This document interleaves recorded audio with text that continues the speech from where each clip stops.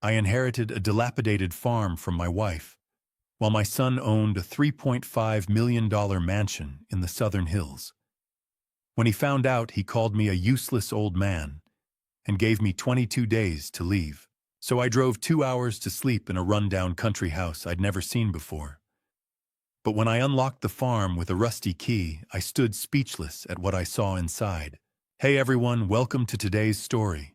Before we start, hit that like button, subscribe, and comment where you're watching from. I love hearing from you. Quick note: this is a fictional story created to entertain and spark reflection. Any names, places, or situations are purely coincidental, but the message, that's what matters. Now let's see what Sam found. The mahogany table feels too wide. Helen Sinclair sits at the head leather portfolio, open reading glasses perched on her nose. I'm on one side.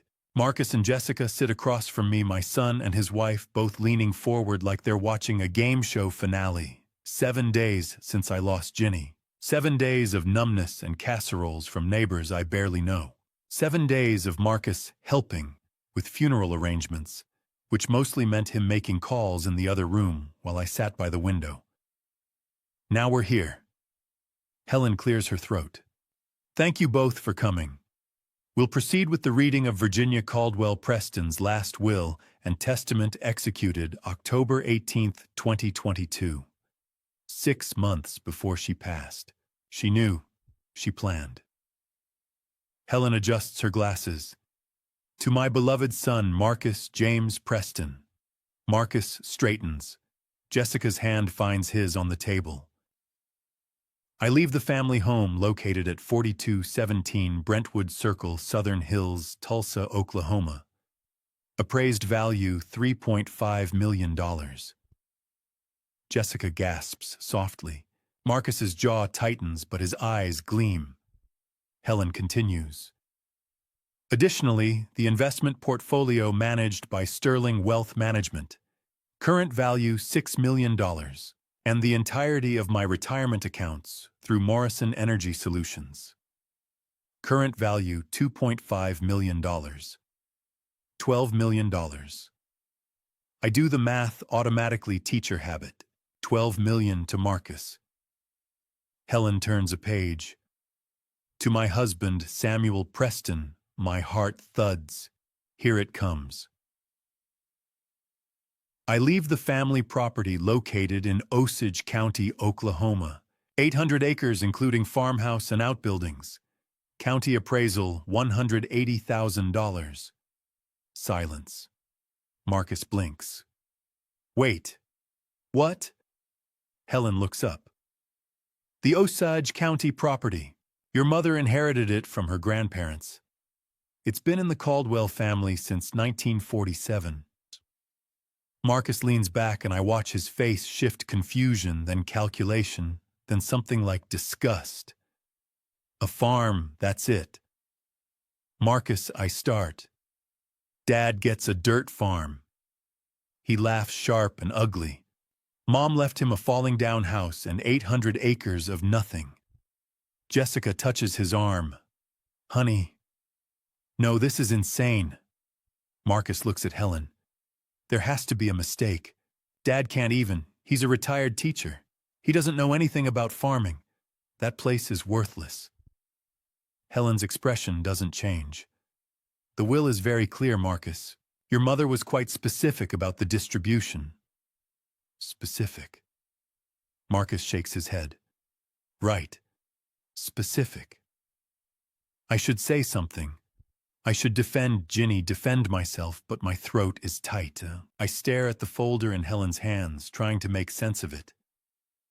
Why the farm? Ginny never talked about it. I'd never even seen it. Helen continues. Oh, there's also a sealed letter addressed to Samuel with instructions that it be opened at the property. She slides an envelope across the table. Cream-colored Ginny's handwriting, Sam open at the farm. Trust me. I pick it up. My hands shake. Marcus stands abruptly. This is unbelievable. I'm getting a lawyer. Helen's voice is calm, almost bored. That's your right.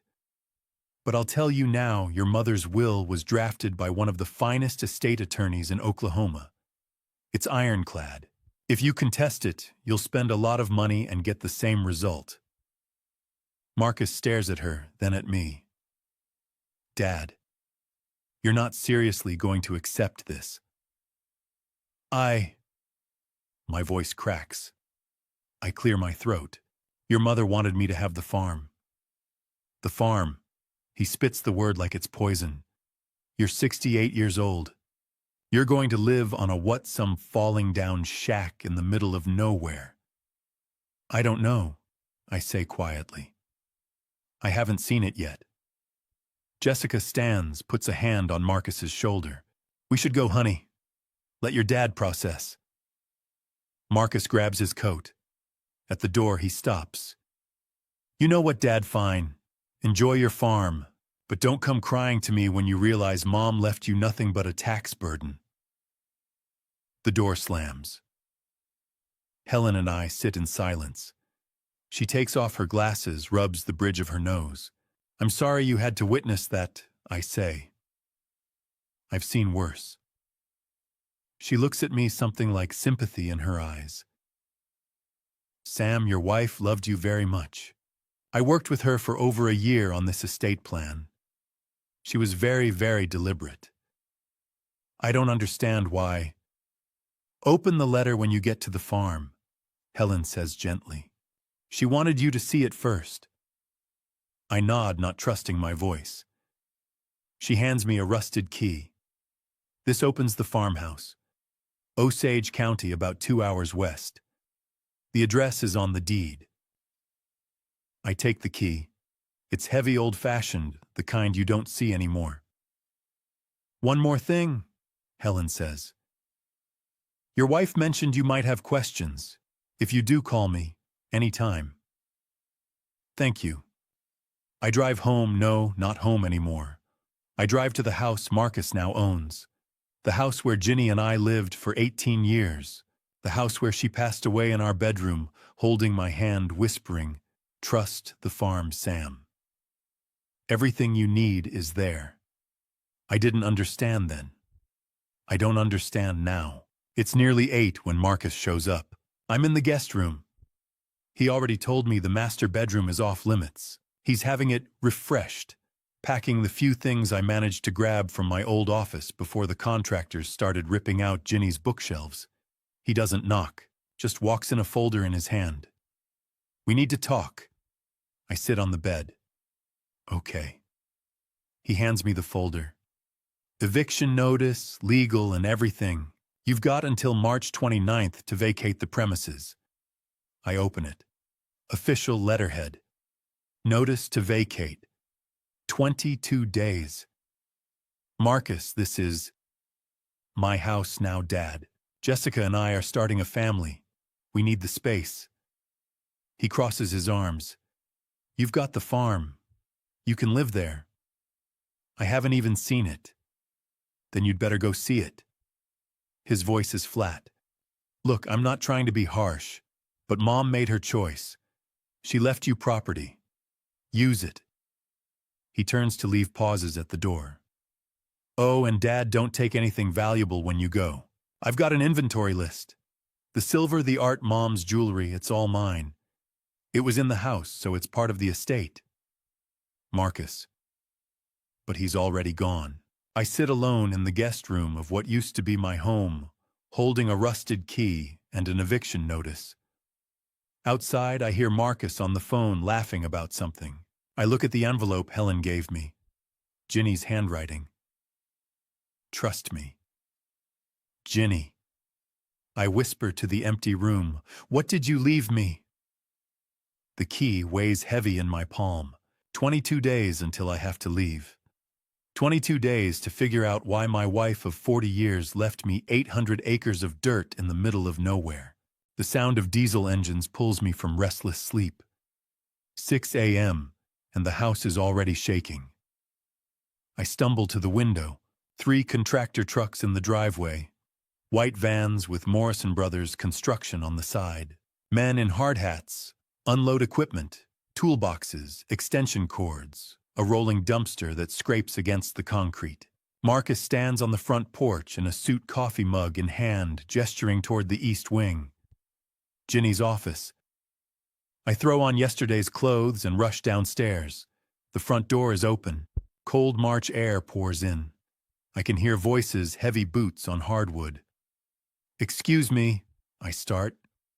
One of the workers nearly runs into me carrying a drill. "Morning, sir. You'll want to stay clear. Demo day. Demo day." Like it's just another job. I follow the noise to Ginny's office. The door is wide open. Two men are already pulling books off the shelves, tossing them into black trash bags. A third is unscrewing the brass nameplate from the door, Virginia C. Preston, CEO. "Wait!" My voice cracks. Those are her books. Her suktad. Marcus appears behind me, still holding his coffee. "These guys are on a schedule. Let them work." "You didn't tell me they were coming today?" "I told you renovations start this week." He sips his coffee. "This is week 1. I watch a worker grab a framed photo off Ginny's desk. Us at the ribbon cutting for Morrison Energy's first office, 1997. She's in a hard hat, grinning. I'm beside her, proud. "Wait, that's..." I step forward. "Can I have that?" The worker looks at Marcus. Marcus looks at me. The frame is sterling silver, Dad. $1,800. It stays. "I don't want the frame, I want the photo. The photo's in the frame." Marcus nods to the worker. "Dumpster." The worker carries it past me. I watch it disappear into the hallway. Another worker is prying Ginny's desk drawers open with a crowbar. The wood splinters. I feel something crack in my chest. "Marcus, please. Your bedroom's next," he says. "Movers come at noon to clear it out. Guest room only, remember, I can't watch anymore." I retreat upstairs, ears ringing with the sound of her life being dismantled. In the guest room, I sit on the narrow bed 21 days, until I have to leave this house and pull out my wallet. Inside a photo, the one thing I made sure to grab yesterday, Ginny and me on our wedding day. June 18th, 1983. I was 28, a high school history teacher making $26,000 a year. She was 24, fresh out of grad school with a geology degree and a job offer from an oil company I'd never heard of. We got married at the courthouse. No fancy reception. Just us two witnesses and a honeymoon weekend in Branson. 2 years later, Marcus was born. I took a week off from teaching. Ginny took 3 months, then went back to work. She hated being home, loved the field work, the rigs, the negotiations. I didn't mind. I loved teaching. Loved summers off. Loved that our son had a mother who was brilliant and driven and didn't apologize for it. 1995. Ginny started her own company, Morrison Energy Solutions. I was skeptical we had a mortgage, a 10-year-old kid, but she was certain. "Sam, I know this industry. I know how to do this." She was right. By 2000, she was a millionaire. By 2005, we bought the Southern Hills house. I was still teaching. She'd offered to let me retire early, but I always said no. I liked my work, liked my students. Marcus grew up in that house, grew up wealthy. Private school, new cars, ski trips. I watched him drift away from us, or maybe just from me. He was always more interested in money than people. August 2021. Ginny came home from a doctor's appointment, sat me down in the kitchen, and said 4 words. "It's stage 3 cancer. 18 months, they said. Maybe less." I took early retirement, spent every day with her. But even then, even as the treatments drained her, she kept secrets. Trips to Osage County she wouldn't explain. Meetings with Helen Sinclair behind closed doors. Her office door locked more often than not. "What are you working on?" I'd ask. "Just tying up loose ends," she'd say. Don't worry. I should have pushed, but she was fighting so hard just to stay alive. I didn't want to add more weight. February 27th, 2023. Hospice bed set up in our bedroom. Marcus visited for 20 minutes, took a phone call, left. That night, Ginny could barely speak, but she held my hand, pulled me close. Sam. Her voice was a whisper. Trust the farm. What? The farm in Osage County. Everything you need is there. She squeezed my hand. Don't let Marcus take it. Promise me. I didn't understand, but I promised. I won't let him take it. Good. Her eyes closed. I love you. 40 years wasn't enough. It was everything, I whispered. She passed away the next morning. February 28th. 64 years old. The funeral was small. Helen Sinclair came. A few people from Morrison Energy, and strangely Victor Hartman, Ginny's old competitor, the man she used to complain about at dinner. He stood in the back, didn't offer condolences, just watched. I thought it was odd, but grief makes everything feel surreal. Now sitting in the guest room, I hear drilling downstairs. They're tearing apart her office, the place where she built an empire. I look at the wedding photo. She's smiling, 24, and fearless. I don't know what you left me, Ginny, I whisper, but I'll trust you. March 14th. 16 days left. I was carrying the last box to my car when Marcus pulled into the driveway. A silver Lexus parked behind him. A man in a navy suit climbed out, mid-50s, thin briefcase in hand. He smoothed his tie and followed Marcus up the walk. Dad, this is Richard Moss, Marcus said. Elder care specialist. We need to talk. I set the box down. About what? Your future. Marcus opened the front door without waiting. Inside. In the dining room, Moss spread a blue folder across the table. The top page read, General Durable Power of Attorney, in bold capital letters. Mr. Preston. Moss began, voice smooth as oil. Your son is concerned about your welfare. This document authorizes him to manage your finances, property, and medical decisions during your transition to a safer living arrangement. I pulled the document closer. The print was small, dense. I scanned the first page. The principal hereby grants the agent irrevocable authority over all bank accounts, real property, including parcels in Osage County investment portfolios and healthcare decisions, effective immediately upon execution. Irrevocable, I said slowly. That means I can't change my mind. Moss nodded. Correct. It ensures continuity of care. I flipped to page 3. A section was highlighted in yellow. Section 12, Emergency Guardianship. In the event the principal is deemed unable to manage his own affairs, the agent may petition the court for full guardianship without prior notice. My chest tightened. You want control of everything, including the farm. Marcus leaned forward, elbows on the table. Dad, the county filed a tax lien. $15,000 in back taxes. If you don't pay by May 21st, they auction the place off. He tapped the paper. Sign this and I'll take care of it. You won't have to worry about anything. And if I don't sign... Moss tilted his head. Then we proceed under Oklahoma Statute 30-3-101. Your son can petition for emergency guardianship on the grounds that you're living alone at 68, recently widowed with no stable income. A judge would likely grant temporary custody of your assets within 72 hours.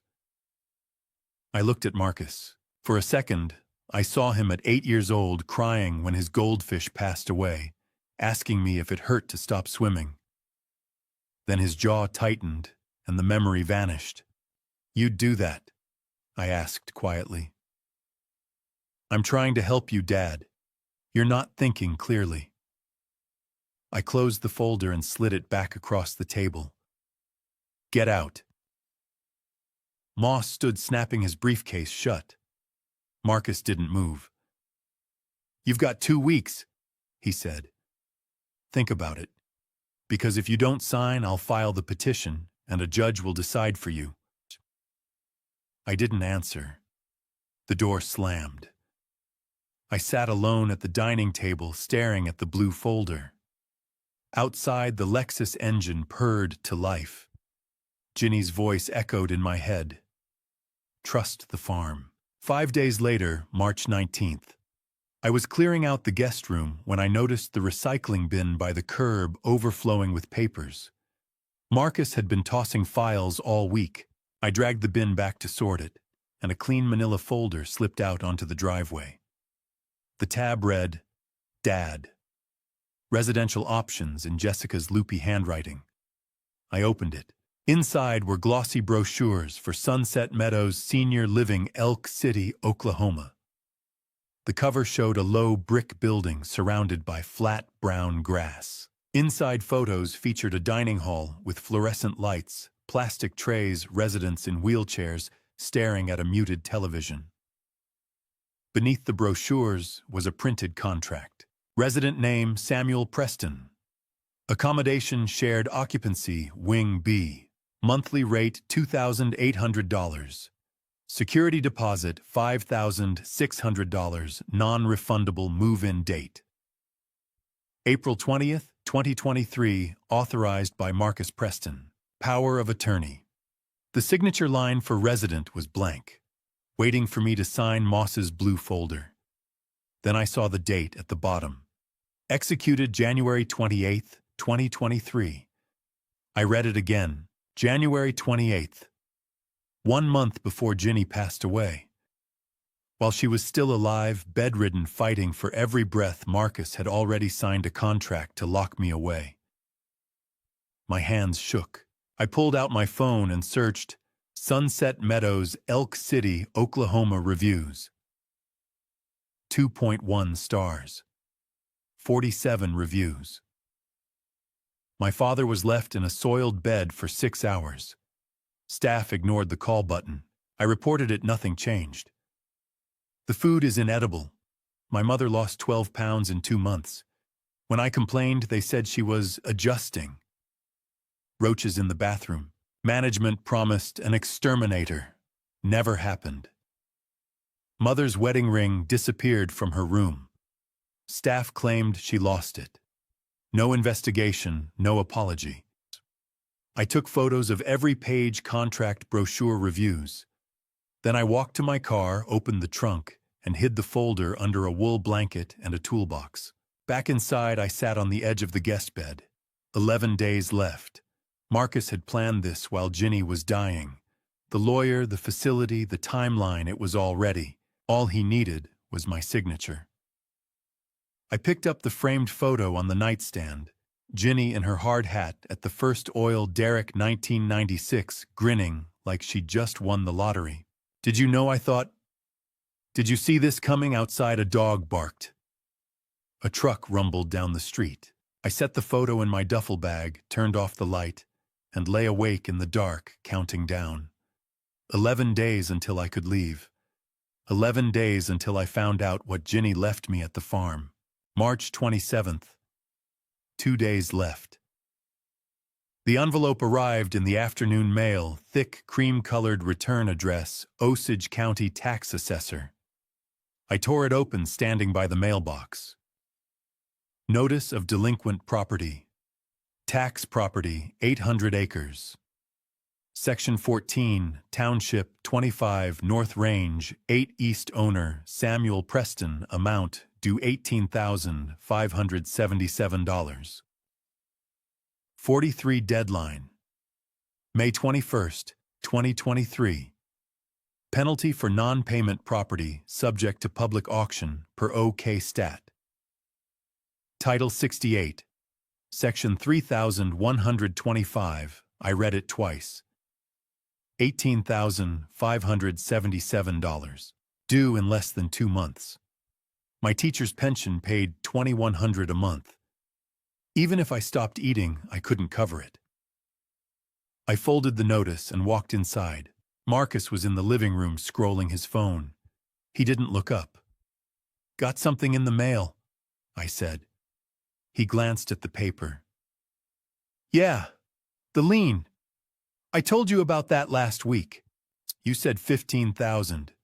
I rounded down, penalties add up." He set his phone on the coffee table. "Look, Dad, I've been thinking. You can't pay this. The farm's worthless 800 acres of dirt and a falling down house. But I'll take it off your hands. 50,000 cash. You can rent a place in town live comfortably." I stared at him. 50,000. More than it's worth. I'm being generous. And the taxes. I'll handle them. Consider it a family favor. I folded the notice into my pocket. "I'll think about it." Marcus picked up his phone again. "Deadline's May 21st. After that, the county takes it, and you get nothing." I walked upstairs without answering. That evening, my phone rang. Helen Sinclair. "Sam, do you have a minute?" I stepped onto the back porch. The yard was dark. The tulip bed Marcus had bulldozed, now just a rectangle of mud. "Yeah, I have a minute." "I heard Marcus made you an offer on the farm. 50,000. How'd you know?" "Because he called me this afternoon asking if the estate could waive the tax lien." She paused. "I told him no, the lien is valid, and Ginny left specific instructions that the farm stays with you." "Helen, I can't pay $18,000. My pension barely covers rent." "I know, but that farm is worth far more than Marcus is offering. Don't sell. Not to him, not to anyone. Not yet." I gripped the porch rail. "Then what do I do?" "You go to the farm on March 29th like Ginny asked. You open the envelope. Everything you need is there." "Helen, I need more than riddles. If I lose that land, you won't." Her voice was firm. "Sam, Ginny placed the farm in an irrevocable trust 18 months ago. It's titled solely in your name. No power of attorney, no probate court, no creditor can touch it. Marcus has no legal claim." I sank into the porch chair. "Then why is he pushing so hard?" "Because he knows something you don't, and Ginny knew he'd come after it." She paused. "There's more in that envelope than you think. Trust her. 2 more days. What if the county auctions it off?" "They won't. The trust includes a provision for delinquent taxes. I've already filed an extension request with the assessor's office. You have until June 30th to settle the lien." My chest loosened slightly. "You're sure?" "Positive. Ginny thought of everything." Helen's tone softened. "Sam, I can't tell you what's in that envelope. She made me promise. But I can tell you this, she spent 2 years preparing for this moment. She knew Marcus would try exactly what he's trying. Don't let him win." I looked out at the dark yard. Somewhere a dog barked. A car passed on the street, headlights sweeping across the fence. "Okay," I said quietly. "I'll wait." "Good. And Sam, don't sign anything. Not the POA, not a sales contract, nothing. If Marcus pressures you, call me." "I will." 2 days. Then you'll understand." She hung up. I sat on the porch for a long time, the tax notice heavy in my pocket. Helen's words circling in my head. The farm is worth far more than Marcus is offering. The next morning, I drove to Helen's office. She was waiting in the conference room with a plain manila envelope the same size as the one from the will reading. She slid it across the table. "This is the second letter," she said. "Ginny left it with instructions to give it to you on March 28th.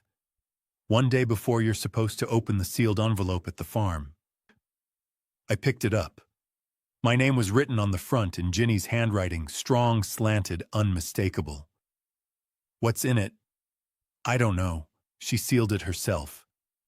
Helen folded her hands. Chuka, but she told me to remind you of 3 things. First, the farm is protected. Second, you have more resources than you think. Third, she paused. She said, tell him I'm still looking out for him even now. My throat tightened. I nodded. Helen stood. Go to the farm tomorrow, Sam. Open both envelopes. And don't let Marcus follow you. I left the office, clutching the envelope, my mind racing. The farm is worth far more. Irrevocable trust. Everything you need is there. I sat in my truck in the parking lot and stared at Ginny's handwriting. Outside, the sun was setting, casting long shadows across the asphalt. 2 blocks away, a church bell rang 6 times. I thought of the tax notice, Marcus's $50,000 offer, the POA, Sunset Meadows, the blue folder. Then I thought of Ginny in her hard hat, standing in the wheat field, the summer before she got sick, shading her eyes against the sun, saying, "This land has been good to us, Sam. It's got one more gift left." I started the engine and pulled onto the road. One more day.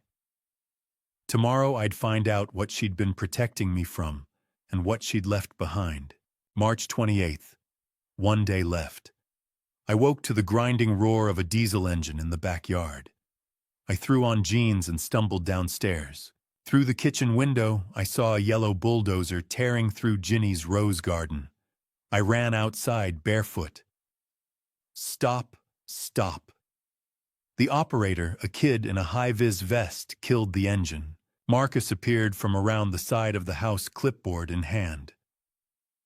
"What are you doing?" I shouted. "Landscaping crew," Marcus said calmly. "I'm putting in a pool, breaking ground today." "That's Ginny's garden." It was Ginny's garden. "This is my house now."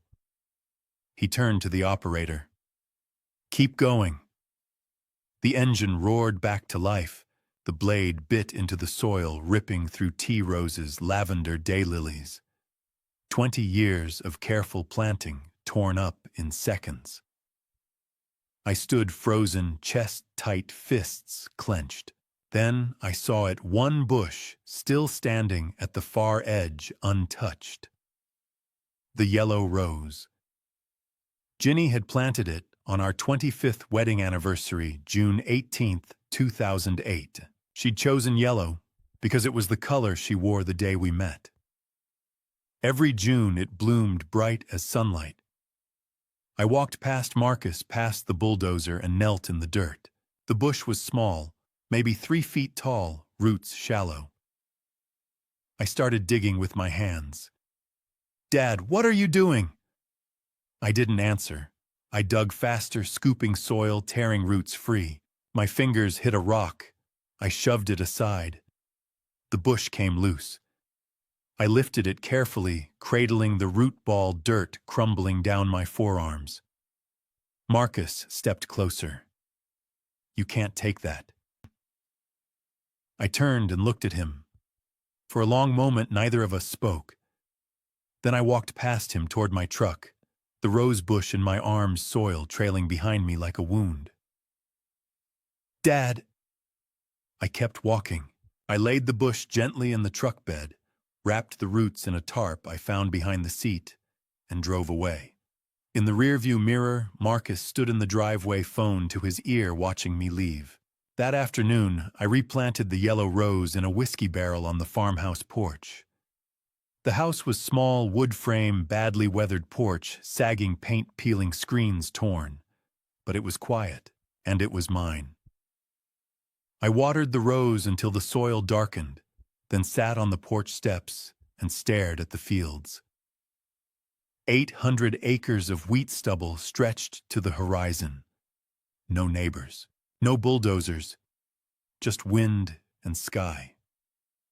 I thought about the sealed envelope waiting inside Helen's words. Everything you need is there, and Ginny's voice echoing in my head. Trust the farm. One more day. Tomorrow I'd open it. Tomorrow I'd know. That night I couldn't sleep. I lay on an old cot in the front room windows, open, listening to crickets. Around 11 I heard my phone buzz, a text from Marcus. Thought about my offer, 50,000 is on the table until Friday. I didn't reply. 10 minutes later, the phone rang. I saw Marcus's name on the screen. I almost declined, then stopped. Something made me answer and mute my side immediately. Marcus didn't know I was listening. Yeah, I'm at the house. His voice was low, tense. He drove out to that dump today. Took a damn rose bush. A pause. Someone else was talking, but I couldn't hear them. I know. But the tax lien's only 18,000. If he figures out what's under that land. Another pause. Drilling rights. The whole section. If he finds out before I get him to sign, we lose the leverage. My pulse quickened. I fumbled for the voice recorder app on my phone and hit record. Guardianship petitions ready. Moss said we can file Monday if he doesn't sell. Then we move him into that place in Elk City and I take over as conservator. After that, the land's ours. I barely breathed. No, he doesn't suspect. Helen's been feeding him some line about a trust, but she doesn't know the whole picture. Neither does he. Marcus laughed, short, bitter. Guy taught high school for 40 years. He has no idea what he's sitting on. Silence. Then Marcus again. Friday. If he doesn't sell by Friday, we go to court. I'm not waiting anymore. The call ended. I sat in the dark, heart pounding, the recording still running. I stopped it and played it back. Marcus's voice came through clear. Drilling rights. The whole section. Guardianship petition. Move him into that place in Elk City. I saved the file, backed it up to the cloud, and labeled it March 28th, Marcus call. Then I lay back on the cot and stared at the ceiling. Outside, the wind rattled the screens. A coyote yipped somewhere far off. Marcus wasn't offering 50,000 out of generosity. He was trying to steal something. Something under this land.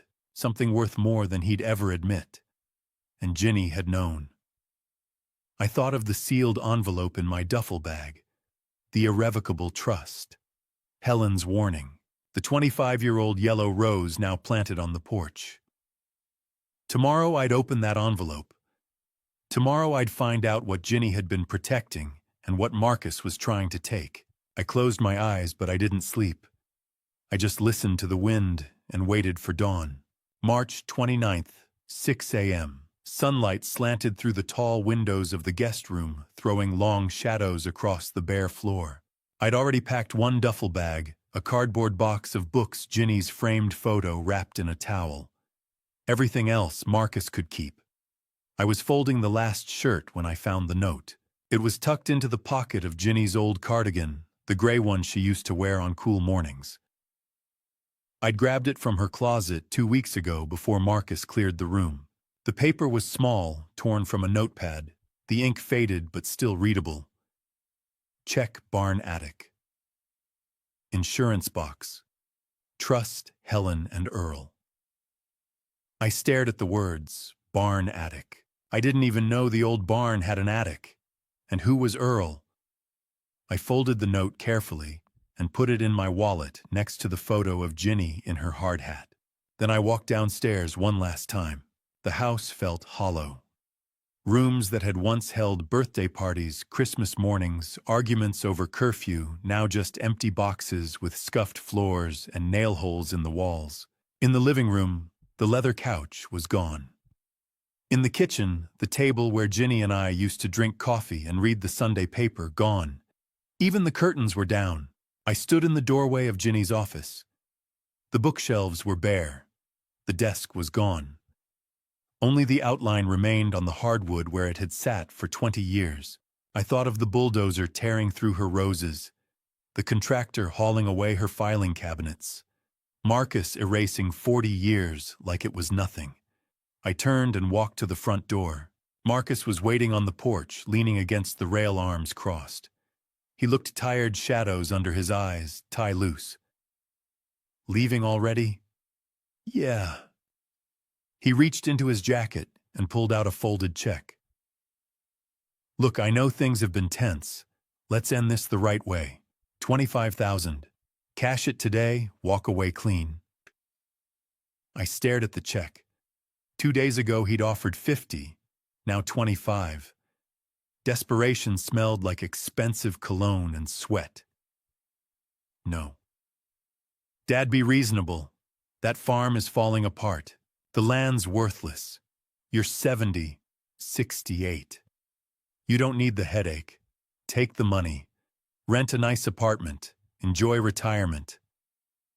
I looked at him for a long moment. Somewhere behind his eyes, I searched for the kid who used to help Ginny plant tulips, who cried over a goldfish, who called me every Sunday from college.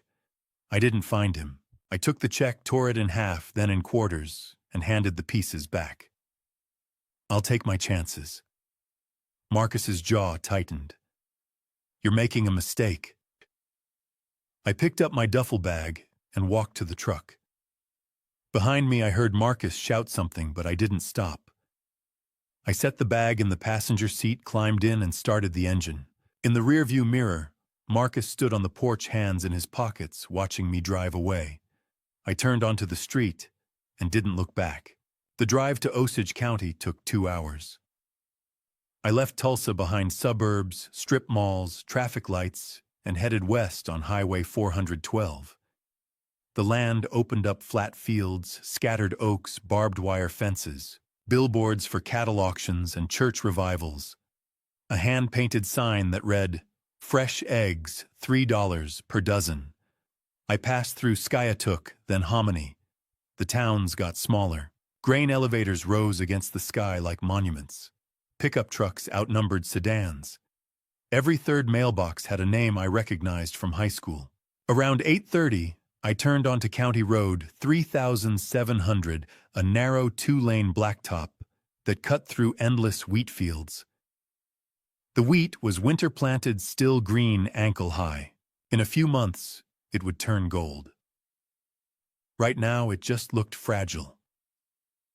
10 miles down the road, I saw the mailbox, Preston, painted in faded black letters. I turned onto the gravel drive. The farmhouse sat a quarter-mile back from the road.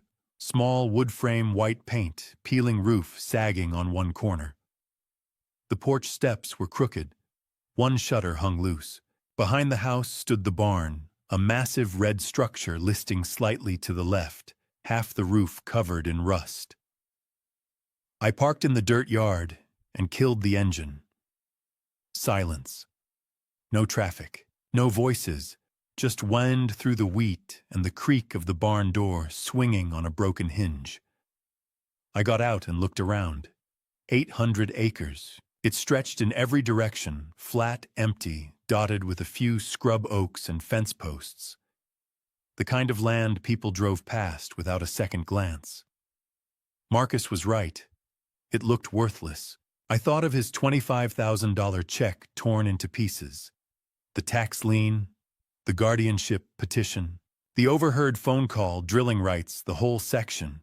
He has no idea what he's sitting on. I pulled Ginny's note from my wallet and read it again. Check, barn attic. Insurance box. Then I looked at the house. The rusted key was still in my pocket, the one Helen had given me at the will reading. I climbed the porch steps. The boards groaned under my weight. The yellow rose I'd planted yesterday sat in its whiskey barrel by the door, already looking stronger. I slid the key into the lock. It turned. I pushed the door open. Dust motes floated in the dim light. The air smelled like old wood and mice. A single-room kitchen, living area, bedroom behind a curtain. Bare except for a metal frame cot, a card table, and a trunk shoved against the far wall. I stepped inside and closed the door behind me. On the table sat two envelopes, one from the will reading sealed with red wax, one from Helen's office, my name in Ginny's handwriting. I set down my duffel bag, walked to the table, and picked up the sealed envelope. Outside, the wind rattled the windows. I whispered, "Okay, Ginny, show me." Then I broke the seal. "Before I open that envelope and show you what Ginny left inside, drop a comment with the word trust. If you're still with me, I want to know how many of you made it this far." Quick reminder. Parts of this story include fictionalized details for storytelling purposes. If that's not your thing, feel free to close the video now. But if you want to know what was hidden in that barn attic for 22 years, stay right here.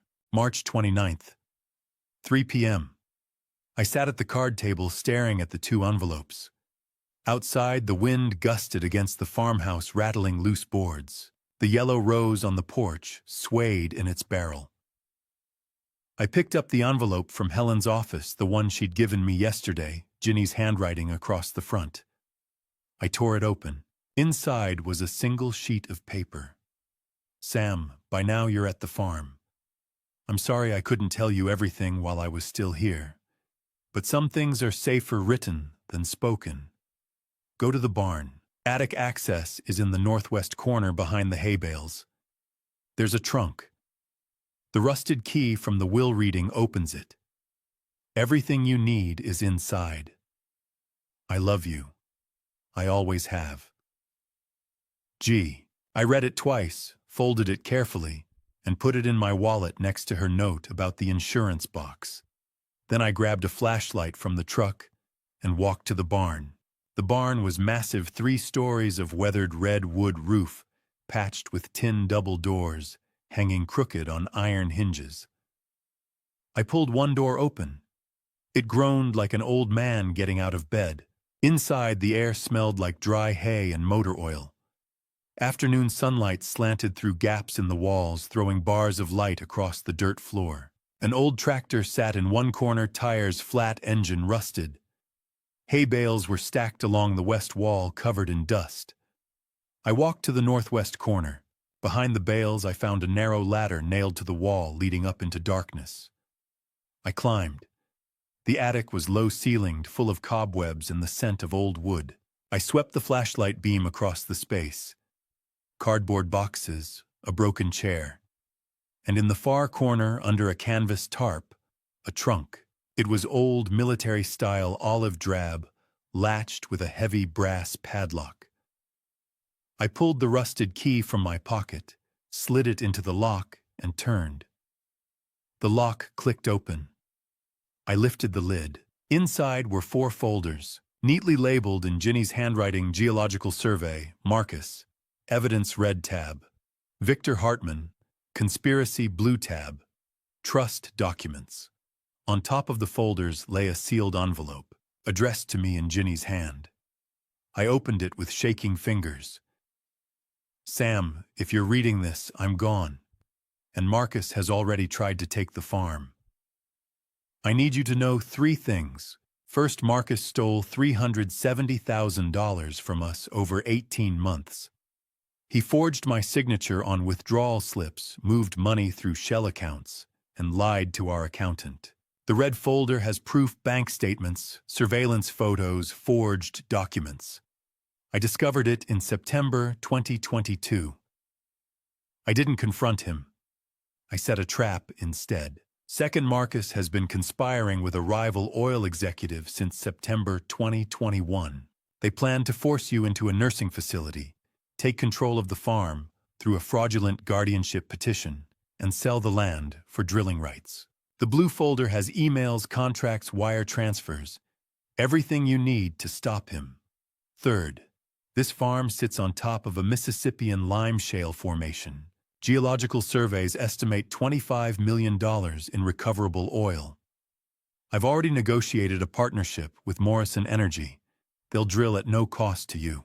You keep 75% of net royalties, roughly $2 to $3 million per year. The trust documents folder explains everything. I placed the farm in an irrevocable trust in your name. Marcus cannot touch it. No power of attorney, no guardianship petition, no creditor can take it from you. Section 47C includes an ethics clause. If Marcus contests the will attempts fraud or partners with certain named individuals, he forfeits his entire inheritance and faces federal prosecution. Helen has copies. She'll protect you. Sam, I know this hurts. I know you want to believe Marcus is still the boy who helped me plant roses, but he isn't. He made his choices. Don't forgive him. Don't let him charm his way back. Protect yourself. Protect this land. It's your future now. I love you more than I ever said. Trust the farm. Ginny. I read the letter 3 times. My hands shook. My chest felt tight like someone had wrapped a belt around my ribs and pulled. $370,000. 18 months. Shell accounts. Forged signatures. While Ginny was dying, I set the letter down and opened the red folder. The first page was a handwritten timeline in Ginny's neat script. Marcus Preston. Embezzlement timeline, July 15th, 2021, $45,000, withdrawn from Morrison Energy operating account. Forged signature on authorization form. Funds transferred to account ending in 7743. Marcus personal hunch, November 3rd, 2021, $85,000, withdrawn from joint investment account Fidelity. Forged POA submitted to bank. Surveillance photo shows Marcus at teller window, 2:47 p.m. May 22, 2022, $120,000 withdrawn from retirement fund penalty, waived via fraudulent hardship claim. Notarized document signature does not match exemplar. January 10, 2023, $120,000 withdrawn from Morrison Energy executive bonus account. Electronic transfer. IP traced to Marcus's home office. Total $370,000. Beneath the timeline were bank statements highlighted in yellow. Withdrawal slips with Ginny's signature, except the handwriting was wrong, the loops too tight, the slant too steep. Surveillance stills from the Fidelity branch, Marcus in a suit handing paperwork to a teller. A notary seal on a hardship form dated 3 days after Ginny's cancer diagnosis. At the bottom of the folder, a handwritten note on a sticky tab, discovered September 12, 2022. Monitored for 6 months. Documented every transfer. Let him think he got away with it. Set the trap. Gee, I closed the folder. My stomach turned. I stood up too fast and had to grab the edge of the trunk to steady myself. Marcus had stolen from us while Ginny was bedridden, while she couldn't walk to the kitchen without help. While I was reading to her at night, holding her hand, telling her everything would be okay. He'd forged her name, lied to banks, spent 18 months bleeding us dry. And Ginny had known. She'd watched him do it, documented every crime, built a case so airtight he couldn't wriggle free. I thought of the will reading, Marcus sitting across from me, bored, checking his phone. The $50,000 offer. The $25,000 check I'd torn up this morning. He hadn't been generous. He'd been desperate. I sat down on the attic floor back against the trunk and stared at the red folder. Outside, a crow cawed. The wind rattled the barn roof. I whispered, "You're not my son." Then I put the letter and the red folder back in the trunk, closed the lid, and climbed down the ladder. I had work to do. March 29th, 6 p.m. I sat at the card table in the farmhouse, the trunk open beside me, the red folder still heavy in my hands. Outside, the sun was setting, throwing long shadows across the wheat fields. The temperature had dropped. I could see my breath. I set the red folder aside and pulled out the blue one. The tab read, Victor Hartman, Conspiracy in Ginny's Angular Script. I opened it. The first page was a summary handwritten by Ginny dated October 15, 2022. Victor Hartman, background competitor in Oklahoma oil and gas for 20 years. Lost 3 major lease bids to Morrison Energy between 2005 and 2018. Personal grudge. Attempted hostile acquisition of Morrison in 2016. Failed. Known for aggressive tactics, legal gray areas, and buying distressed properties at auction. Sam, this man hates me. And now he's using our son to destroy you. First contact with Marcus September 2nd, 2021. 18 months of coordination. Do not underestimate him. Do not negotiate. G. I turned the page. The next document was a printed email chain, highlighted and annotated in Ginny's pen. From v.hartman@hartmanoilgas.com to marcuspreston.cpa@. Date September 2nd, 2021, 11:42 p.m. Subject Opportunity Marcus. We met briefly at the Tulsa Energy Forum last spring. I've been following your mother's company for years, impressive operation. I'm reaching out because I believe there's a business opportunity that could benefit us both. Your parents own an 800-acre parcel in Osage County. Geological data suggests significant untapped reserves. If you're interested in discussing a partnership, let's meet. Discreetly. Victor Hartman, CEO, Hartman Oil and Gas.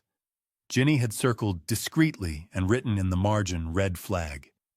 He knew about the reserves before Marcus did. The next email dated September 9th, 2021, from marcuspreston.cpa@2v.hartman@hartmanoilgas.com. Subject RE Opportunity, Victor interested. Parents don't know the land's value. What are you proposing? Ginny's note. Marcus sold us out in one sentence. I turned the page. Text message screenshots printed and stapled. October 2021. Victor, October 14th, 10:47 p.m. Need geological survey. Can you access your mother's files? Marcus, October 14th, 11:03 p.m. She keeps everything locked. I'll try. Victor, October 22nd, 9:15 a.m. Time is money. Find a way. Marcus, October 22nd, 10:08 a.m. Working on it. Beneath the texts, a bank record wire transfer dated November 28th, 2021. Hartman Oil and Gas, LLC to Marcus Preston. $50,000. Memo line consulting services. Ginny's note, first payment. Marcus became a paid informant against his own family. I felt my jaw tighten. I kept reading. January 10th, 2022. An internal Morrison Energy memo stamped confidential with a sticky note from Ginny Geological Survey disappeared from my office safe January 10th, 2022.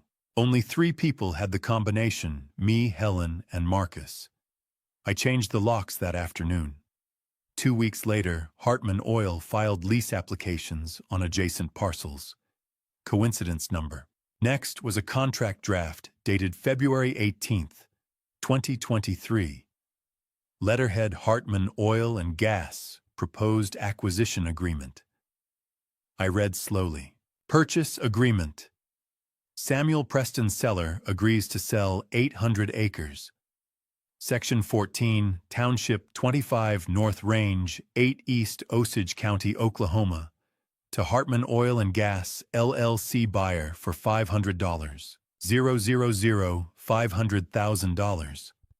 Seller relinquishes all mineral rights, surface rights, and future royalties. Buyer assumes all drilling, exploration, and extraction operations. Estimated recoverable reserves $25 million. Seller receives no royalty participation. I stared at the numbers. $500,000 for $25 million. Ginny had underlined the clause about royalties and written in thick red ink, theft. Industry standard royalties are 12 to 25%. Morrison Partnership gives you 75%. Victor's contract gives you 0. I turned the page. Email March 3rd, 2023. Subject line Final Offer. From v.hartman@hartmanoilgas.com to marcuspreston.cpa@marcustime to close this. Your mother's condition is declining. Once she's gone, we move fast. I'll pay you $5 million cash VP title at Hartman Oil and 20% net royalties from the Osage parcel once we acquire it. In return, you get your father to sign over the farm within 90 days of her passing. Use whatever leverage necessary, guardianship, nursing facility, financial pressure. I don't care how. Just get it done. Contract attached. Let me know. V. Marcus's reply, same day, Victor deal. I've already researched facilities. There's a place in Elk City, Sunset Meadows, $2,800 per month. If Dad resists, I'll file for emergency guardianship. My lawyer says it's a slam dunk given his age and recent loss. I'll have him sign a POA and the farm transfers to me as conservator. Once it's mine, I'll sell to you for the agreed price, targeting April to May timeline. M. I read it twice. My hands shook. I set the email down and stared at the wall. Marcus had sold me, sold the farm, sold Ginny's legacy, all for $5 million and a title, while she was dying. At the bottom of the folder was one more document, a handwritten note from Ginny dated September 30th, 2022. Sam, by now you've read the evidence. I know this is unbearable, but you need to understand I built a legal wall around you. The farm is in an irrevocable trust. Marcus cannot touch it. The ethics clause in Section 47C of the trust document explicitly names Victor Hartman. If Marcus attempts any transaction with Victor, or any entity Victor controls, Marcus forfeits his entire inheritance and faces federal fraud charges. Helen has copies. The FBI has copies. It's ironclad. I've also secured a partnership with Morrison Energy. They'll drill at no cost to you. You keep 75% of net royalties. Industry standard is 12% to 25%. 75% is unheard of. I negotiated it because you deserve it. Because this is your land, your future. Victor's contract would have stolen everything. Do not negotiate with him. Do not negotiate with Marcus. Let Helen handle it. Trust the people I trusted, Helen, Morrison Energy, and Earl Patterson. You'll meet him. And Sam, don't forgive Marcus. I wanted to. I tried. But some betrayals are too deep. Protect yourself. I love you. Ginny. I closed the folder. The farmhouse was dark now, only the last red glow of sunset through the window. I sat in silence. The blue folder on my lap, my chest hollow. Ginny had fought a war I didn't even know was happening. While I was reading to her at night, holding her hand, she was gathering evidence, building legal traps, negotiating contracts, protecting me from a son who wanted to destroy me and a rival who wanted to steal everything. Outside, the wind picked up. The yellow rose on the porch swayed. Somewhere in the distance, a truck rumbled down the county road. I stood, folded the blue folder, and put it back in the trunk with the red one. Tomorrow, Marcus and Victor would come. I was sure of it. They'd make their final offer, their final threat, and I'd be ready. March 29th, 7 p.m. I was sitting at the card table staring at the closed trunk when I heard boots on the porch steps. 3 slow knocks. I stood, walked to the door, and opened it. A man stood in the dim light from the porch bulb, 70-something, weathered face, flannel shirt, work jeans. He held a toolbox in one hand and a paper grocery sack in the other. Sam Preston. Yeah. Earl Patterson. I own the gas station 5 miles east. He nodded toward the road. Ginny asked me to keep an eye on this place. Figured you'd be here tonight. I stepped aside. Come in. Earl set the toolbox and sack on the card table. From the sack, he pulled a thermos, a wrapped sandwich, and a battery-powered lantern. "No electricity out here," he said. "Well's dry, too. Brought you coffee and supper. Lantern'll last the night." "Thank you." He looked at me for a long moment, then pulled an envelope from his jacket pocket. "Ginny left this for me 6 months ago. Told me to give you $20,000 cash if you showed up alone. Said you'd need it." He handed me the envelope. It was thick, sealed. "She paid me to watch the farm, fix the fence, keep trespassers off. I did. Nobody's been here except you." I opened the envelope. Inside were 200 $100 bills, neatly stacked. "Earl, don't thank me. Thank her." He pointed at the trunk. "She spent 2 years getting ready for this. I don't know what's in those folders, but I know your boy and Victor Hartman have been in town the last 3 days, asking about mineral rights. Talking to the county clerk, the assessor, the drilling commission. They're circling." My chest tightened. "How do you know? Small town. Everybody knows everything." Earl crossed his arms. "Ginny told me if they showed up I should warn you. So I'm warning you. They'll be here tomorrow, maybe the day after. Don't sign anything. Don't make deals. Helen Sinclair's got your back." "So do I." I nodded slowly. "Ginny told you about Helen." "Told me about a lot of things." He picked up the toolbox. "One more thing. Check the attic again. Northwest corner. There's a metal box behind the insulation marked insurance. Ginny said you'd know what to do with it." He tipped his cap and walked to the door. "I'll be back tomorrow morning with water and a generator. You need anything before then, my number's on the thermos.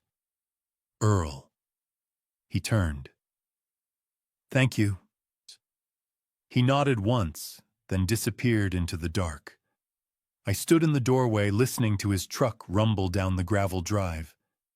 Then I grabbed the flashlight and climbed back up to the barn attic. The metal box was exactly where Earl said it would be, tucked behind pink fiberglass insulation. I pulled it out, blew off the dust, and opened it. Inside were photocopies of everything from the trunk red folder, blue folder trust documents, plus a USB drive labeled Evidence, FBI copy, and a business card. Special Agent Sarah Thompson. Federal Bureau of Investigation, White Collar Crime Division, Oklahoma City Field Office. I slipped the card into my wallet next to Ginny's letters. Then I carried the box down, locked it in the truck, and walked back to the farmhouse. Inside, I poured coffee from Earl's thermos, unwrapped the sandwich turkey Swiss mustard, and ate standing by the window. The fields were dark, the sky full of stars. No streetlights, no traffic. Just wind and silence. I thought about everything I'd learned in the last 12 hours. The embezzlement, the conspiracy, the oil, the trust. Marcus and Victor circling like wolves. And I thought about Ginny's fortress, Helen with the legal documents, Earl with the surveillance, the FBI card in my wallet, the ethics clause that would destroy Marcus if he made one wrong move. I was 68 years old, sitting in a farmhouse with no electricity and no running water on top of $25 million in oil I couldn't touch yet. But I wasn't alone. Ginny had built walls around me, and I was standing inside them, protected. I finished the coffee, set the thermos on the table, and walked to the cot. I pulled Ginny's letter from my pocket, the one from the trunk, and read the last line again. "I love you more than I ever said. Trust the farm." I folded it carefully, set it on the card table beside the lantern, and lay down. On the windowsill, I'd placed a jar of water with 3 stems I'd cut from the yellow rose on the porch. They glowed faint gold in the lantern light. Outside, a coyote called. The wind rattled the screen door. I closed my eyes, one hand resting on the folded letter. And for the first time in weeks, I slept. March 31st. 10 a.m. I woke to the sound of gravel crunching under tires. Two vehicles, one engine smooth and quiet, the other heavy diesel. I sat up on the cot, pulled on my boots, and walked to the window. A black Mercedes sedan and a silver Escalade were parked in the dirt yard. Marcus stepped out of the Mercedes suite and tie sunglasses. From the Escalade came a man I didn't recognize, older 70, maybe gray hair, slicked back charcoal vest over a white shirt, no tie. He moved like someone used to being obeyed. Victor Hartman. I grabbed my phone from the card table, made sure the recording from 2 nights ago was still saved, and walked to the porch. Marcus saw me first. He took off his sunglasses. "Dad, we need to talk." "No, we don't." Victor stepped forward, hand extended. "Mr. Preston, I'm Victor Hartman. I run an energy company based in Tulsa. I've been following your situation, and I think I can help." I didn't shake his hand. "How?" Victor smiled, thin, practiced. "You're sitting on land that's worth more than you realize. The tax lien, the legal pressure, the uncertainty, it's a lot for a man your age. I'm prepared to make this simple. $10 million cash today. You sign over the deed. I handle the taxes, the lien, everything. You walk away free."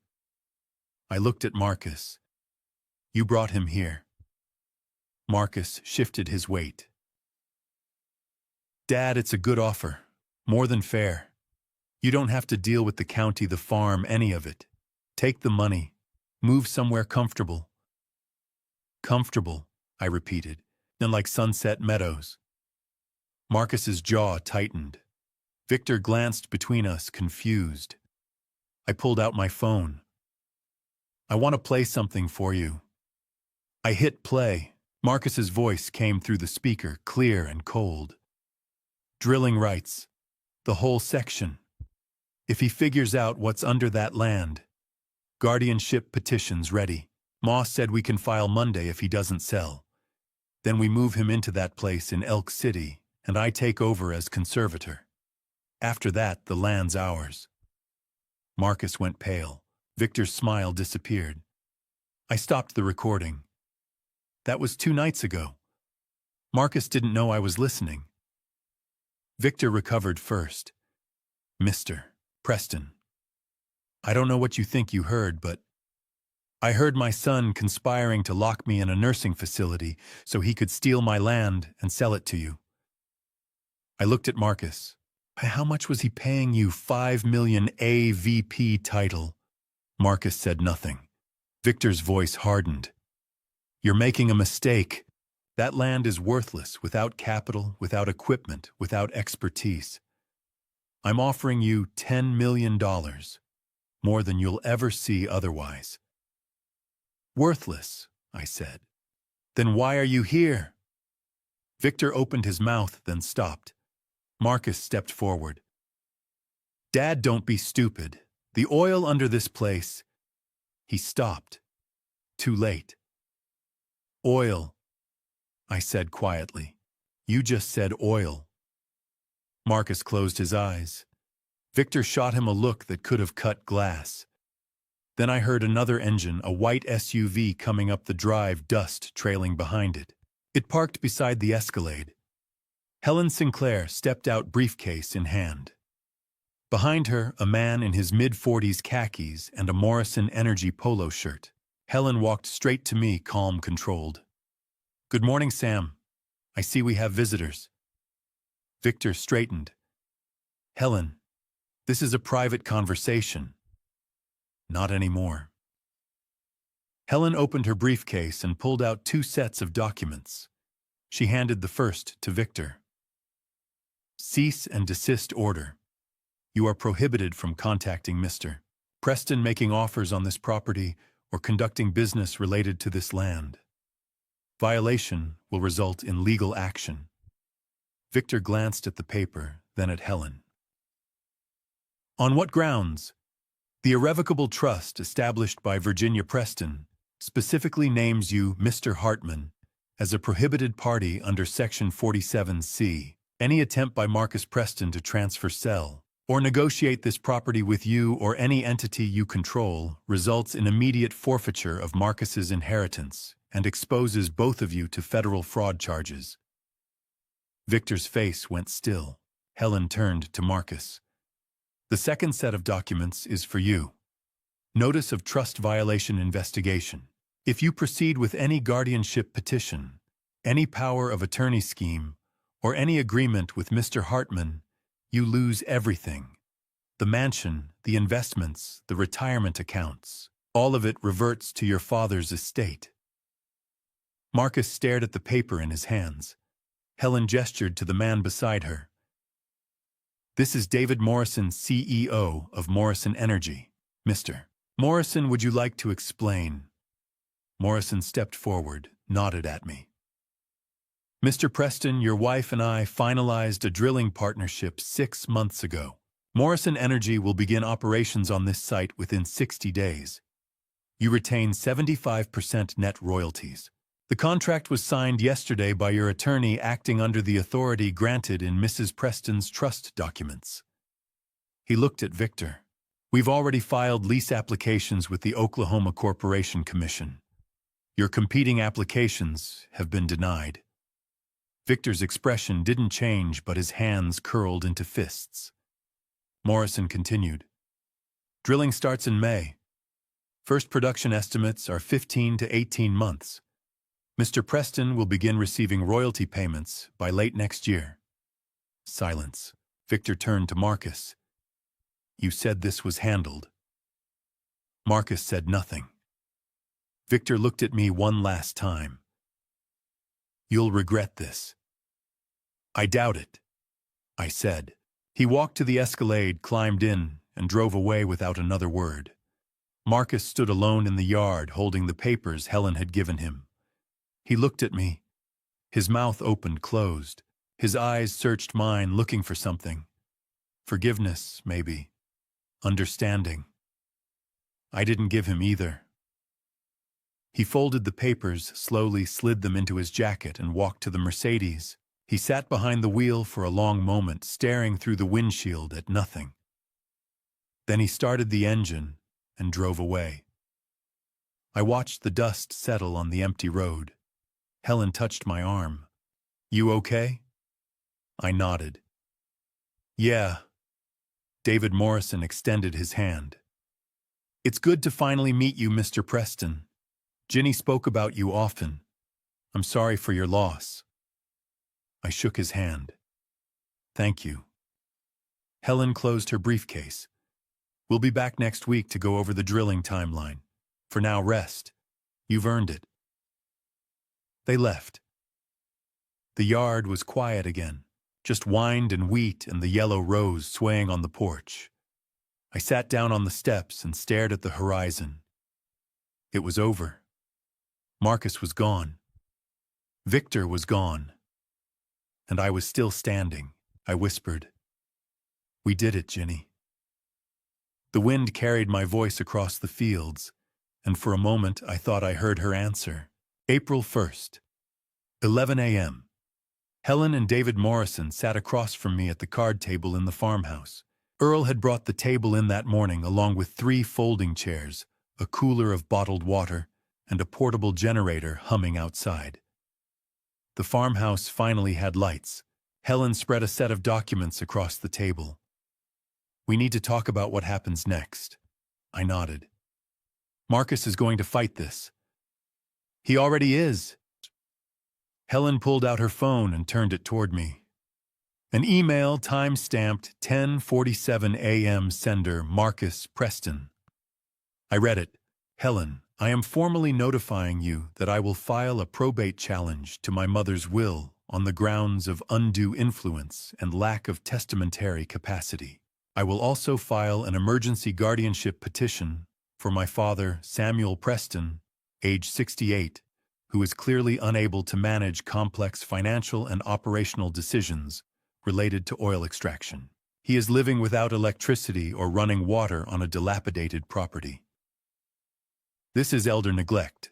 I expect you to withdraw your cease and desist order and allow me to act in my father's best interest.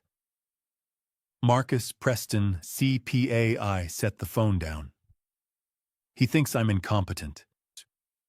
He's trying to invalidate the trust, Helen said. And he's threatening guardianship again. But here's the problem for Marcus: he can't do either without triggering the ethics clause. David Morrison leaned forward.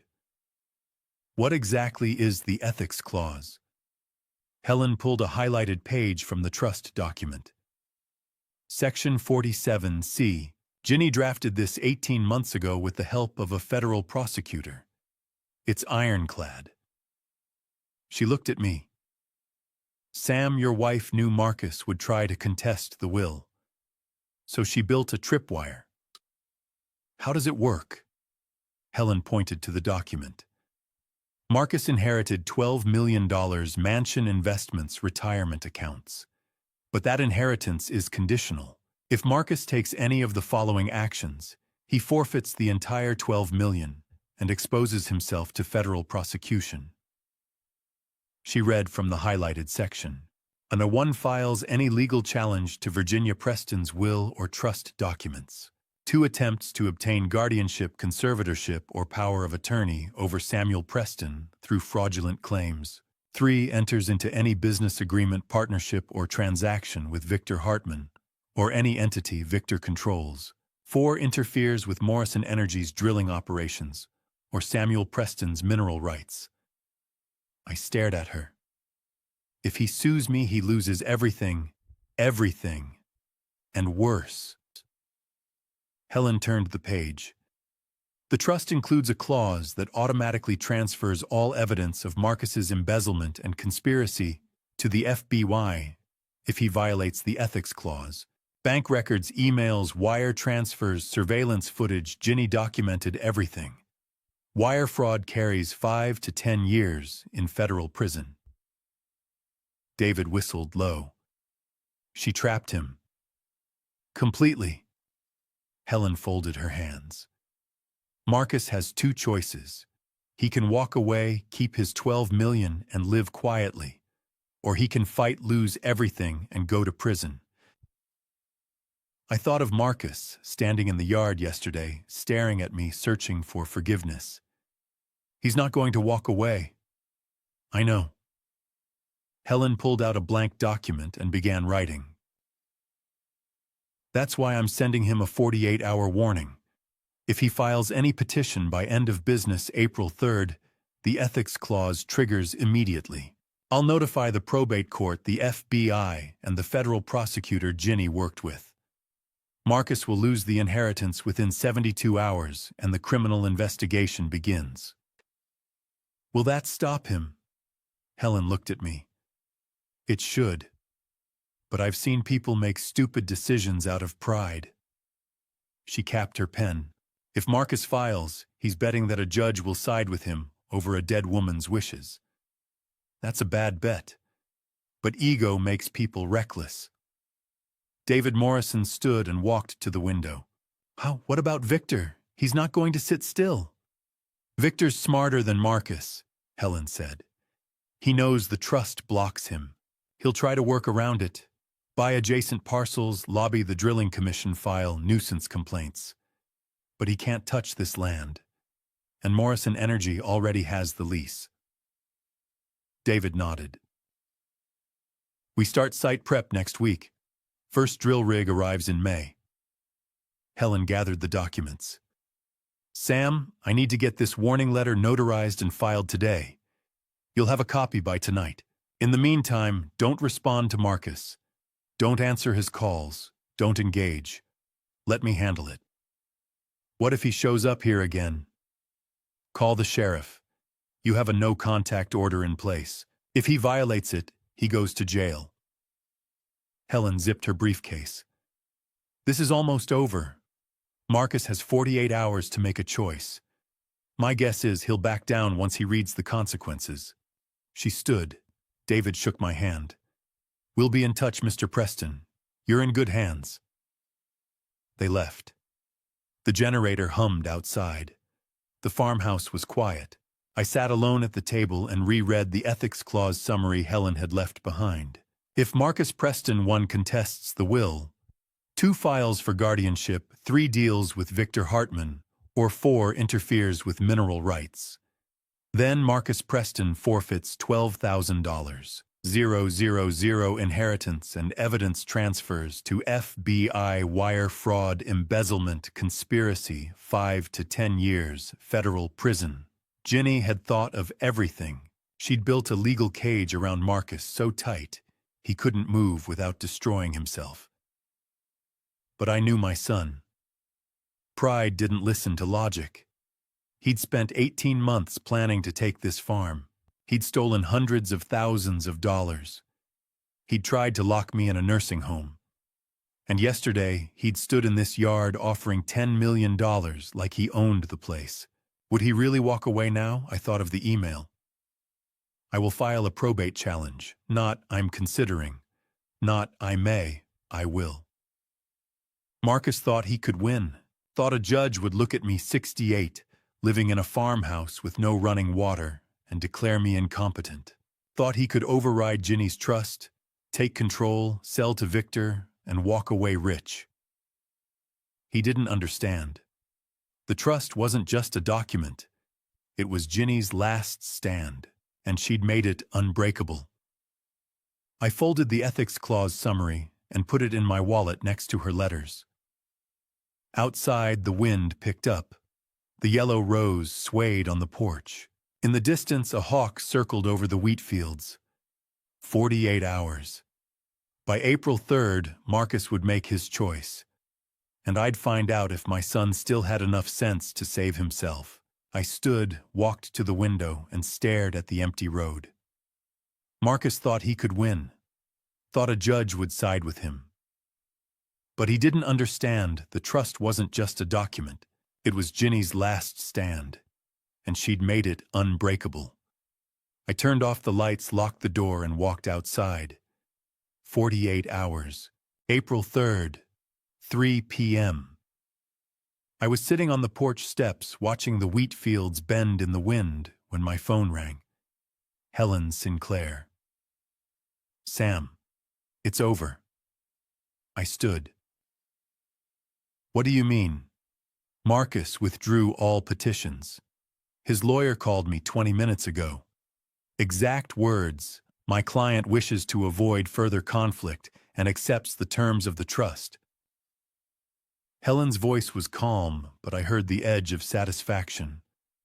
No probate challenge, no guardianship petition, no contact with Victor Hartman. He's walking away. I sat back down. My chest loosened like a fist I'd been holding tight for weeks had finally unclenched. You're sure? Positive. I have the withdrawal notices in writing, signed by Marcus and his attorney, filed with the probate court 10 minutes ago. She paused. He also sent you an email. I'm forwarding it now. My phone buzzed. I opened the email. From marcuspreston.cpa at ... to sampreston1955 at ... Date April 3rd, 2023, 2:43 p.m. Subject Final Communication, Dad. My lawyer has advised me to withdraw all legal actions. I accept the terms of Mom's will. I keep the house, the investments, and the retirement accounts. You keep the farm. We're done. I don't want further conflict. I'm asking you, don't contact me. I need to move forward with my life. Marcus. I read it twice. Cold. Clinical. Like he was closing a business deal. No apology, no acknowledgement of what he'd done. Just we're done. I thought of Ginny's folders, the timeline, the surveillance photos, the emails to Victor, the Sunset Meadows contract signed while she was dying. I hit reply and typed, Marcus, you stole from your mother while she was bedridden and dying. You forged her signature, lied to banks, and conspired with her competitor to lock me in a facility so you could sell land that wasn't yours. You planned all of this 18 months in advance. You're not my son. Don't contact me. If you do, I'll have Helen file the evidence with the FBI regardless of the ethics clause. You'll lose everything and go to prison. I'm blocking your number. Don't test me. Sam Preston, I sent it. Then I blocked Marcus's number, his email, and Jessica's number. Helen was still on the line. Sam. I sent him a reply. Then I blocked him. Silence. Then Helen said quietly, "Good. Is that it? Is it really over?" "Yes. The trust is ironclad. Marcus has no legal recourse. Victor can't touch the land. Morrison Energy has the lease. You're protected." She paused. "Ginny built this, Sam. She thought of everything. All you have to do now is live." "Thank you, Helen." "You don't need to thank me. I'm just glad she trusted me to help." Her voice softened. "I'll be in touch next week about the drilling schedule. For now, rest. You've earned it." She hung up. I sat on the porch phone in my hand, staring at the blocked contact screen. Marcus Preston. Son. Blocked. I thought I'd feel something, grief, maybe. Regret. But all I felt was emptiness.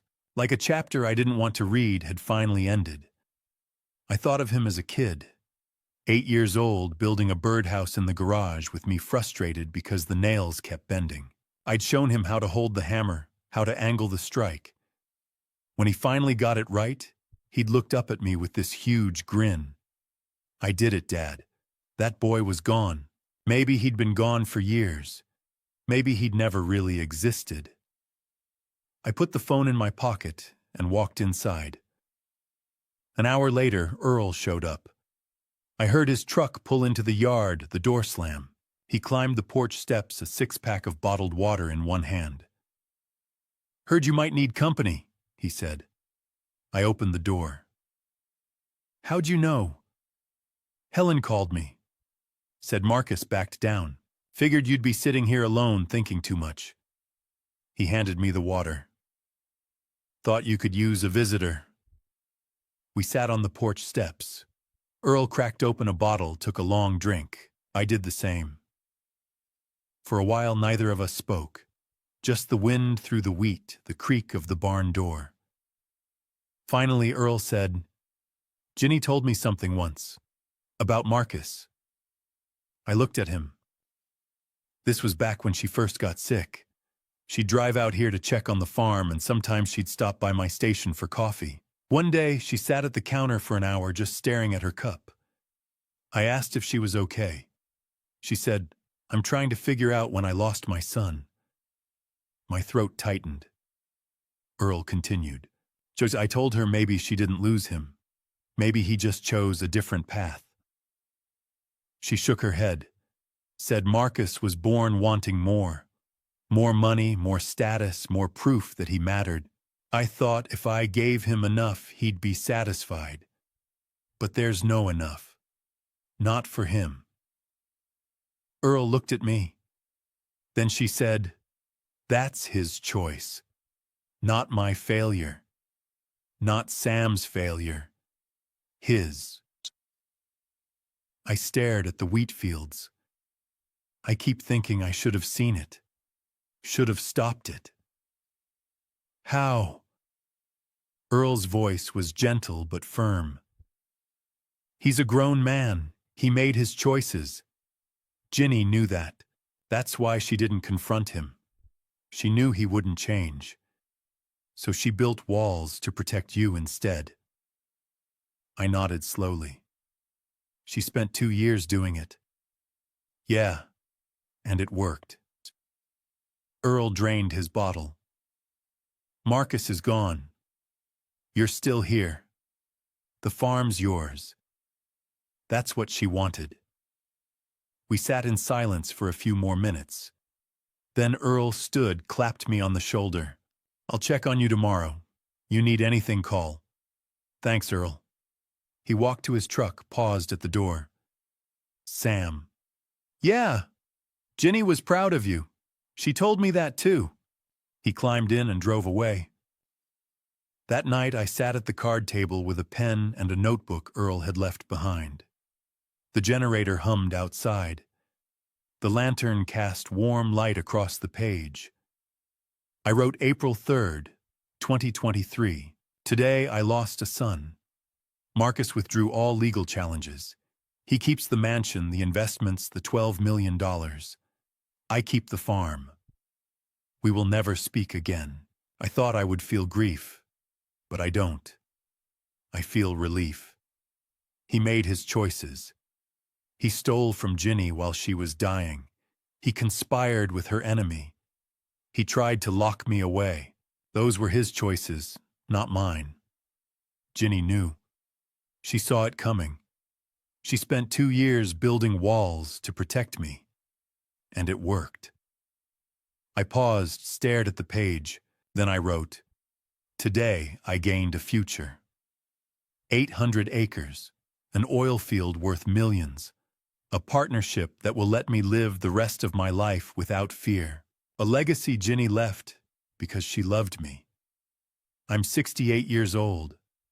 I'm starting over. And for the first time in months, I'm not afraid."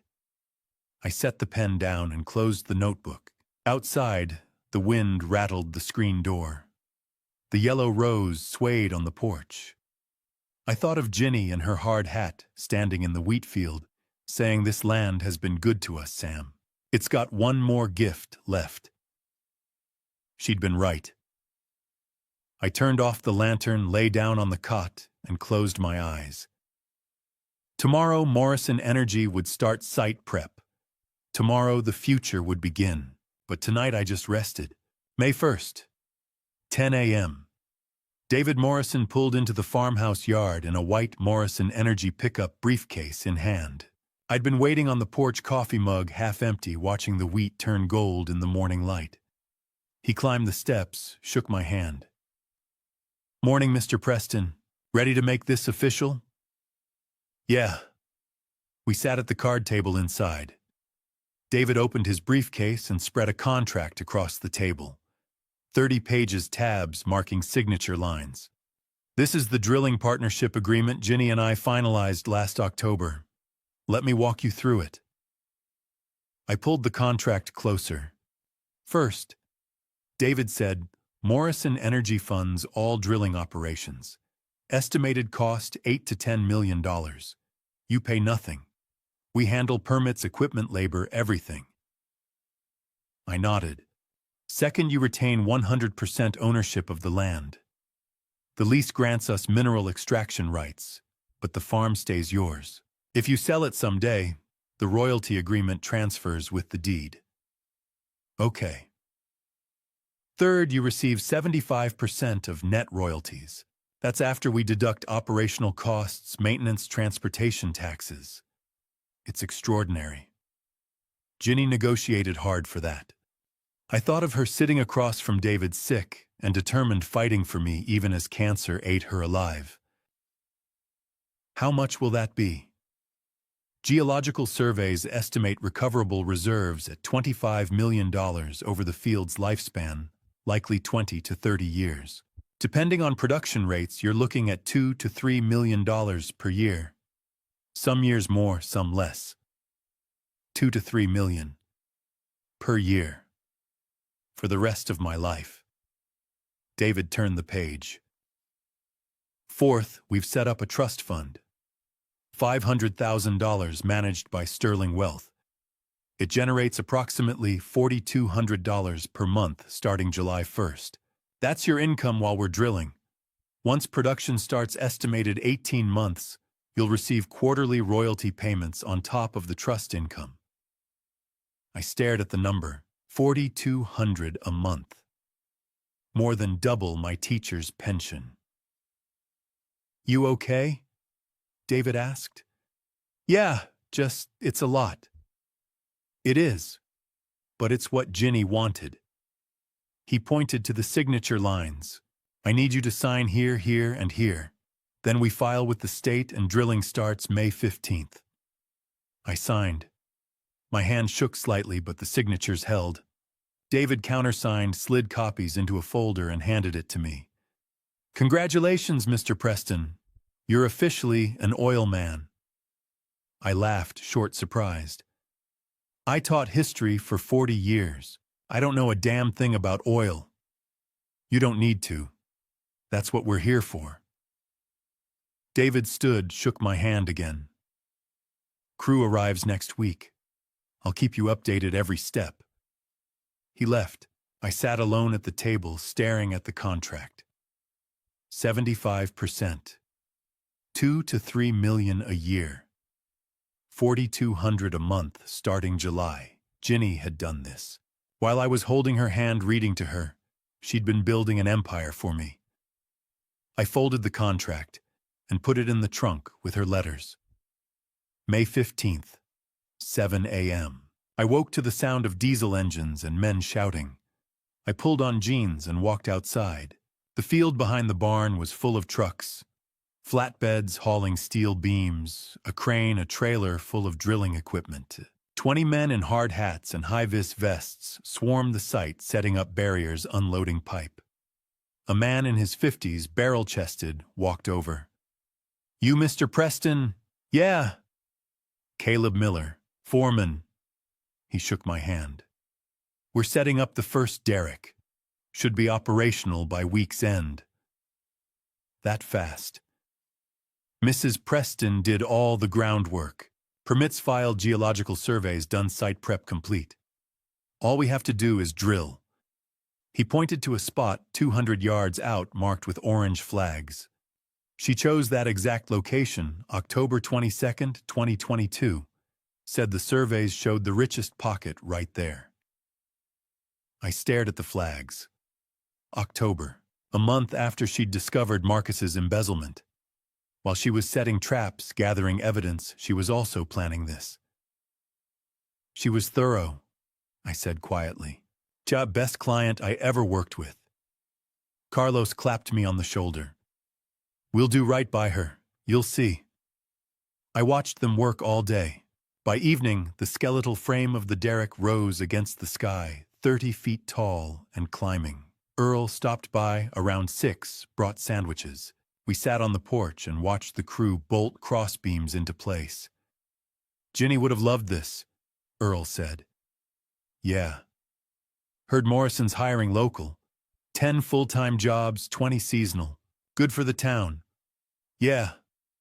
Gas station's been busier this week than the last 6 months combined." He grinned. "You're a job creator now, Sam," I laughed. Never thought I'd hear that. We sat in silence as the sun set, the derrick silhouetted against orange sky. July 25th. 2 p.m. I was fixing the porch railing when I heard shouting from the drill site. I dropped the hammer and ran. The crew was gathered around the derrick, slapping backs, hooting. Carlos saw me and waved me over. We hit it. I pushed through the crowd. At the base of the derrick, black liquid pooled in a collection tray. Thick, shimmering, unmistakable. Oil. Carlos grinned. 800 barrels a day, preliminary estimate. That's strong, Mr. Preston. Real strong.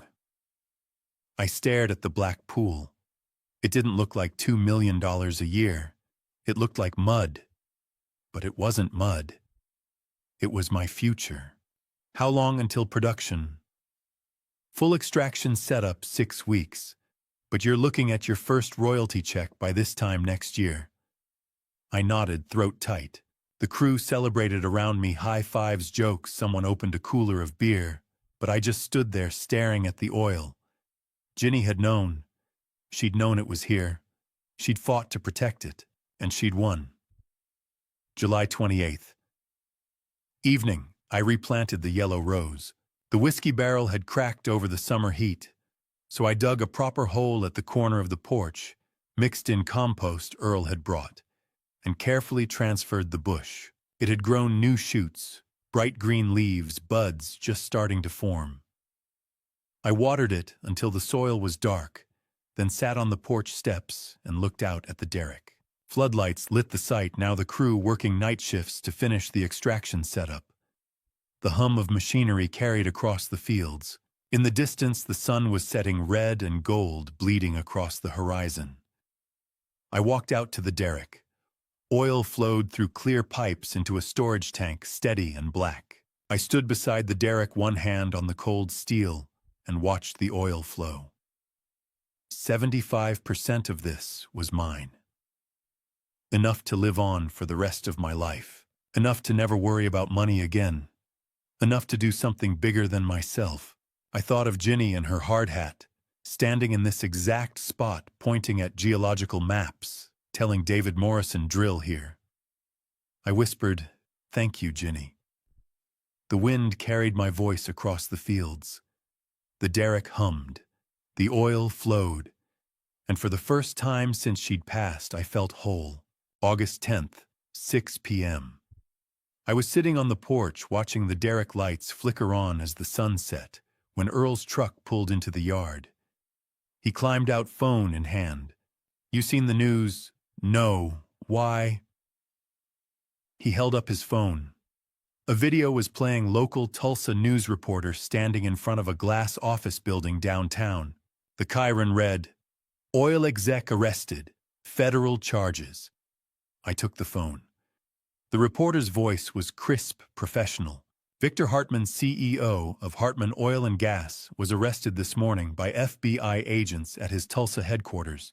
Federal prosecutors have charged Hartman with wire fraud conspiracy to commit fraud and industrial espionage. According to court documents unsealed today, the investigation began in late 2021 and was based on evidence provided by Virginia Caldwell Preston, founder of Morrison Energy Solutions, who served as a confidential FBI informant until her passing in February of this year. I stopped the video, stared at the screen. Ginny, FBI informant. Earl watched me. "You didn't know?" "No." "She was working with them the whole time." I handed the phone back, my hands numb. "She never told me." "Probably didn't want to put you at risk." Earl pocketed the phone. "Victor's going down, Sam. Federal case. They don't arrest guys like him unless it's airtight." I nodded slowly. My chest felt tight. Ginny had been fighting a war on two fronts. Marcus and Victor and I hadn't known about either until she was gone. Earl squeezed my shoulder. "I'll leave you be. Call if you need anything." He left. I sat on the porch steps, staring at the derrick, trying to make sense of it. 20 months.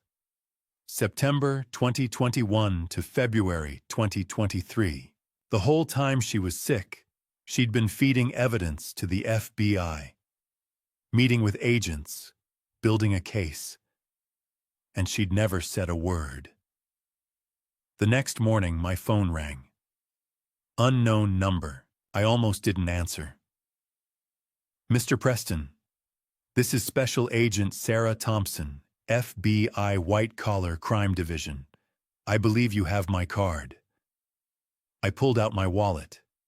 The card from the insurance box. "Yeah, I have it. We need to talk. Can I come out to the farm this afternoon?" "Okay." She arrived at 2. Mid-40s, dark suit badge clipped to her belt. She shook my hand, businesslike, but not unkind. We sat at the card table. She opened a briefcase and pulled out a thick folder. "Your wife contacted us in September 2021.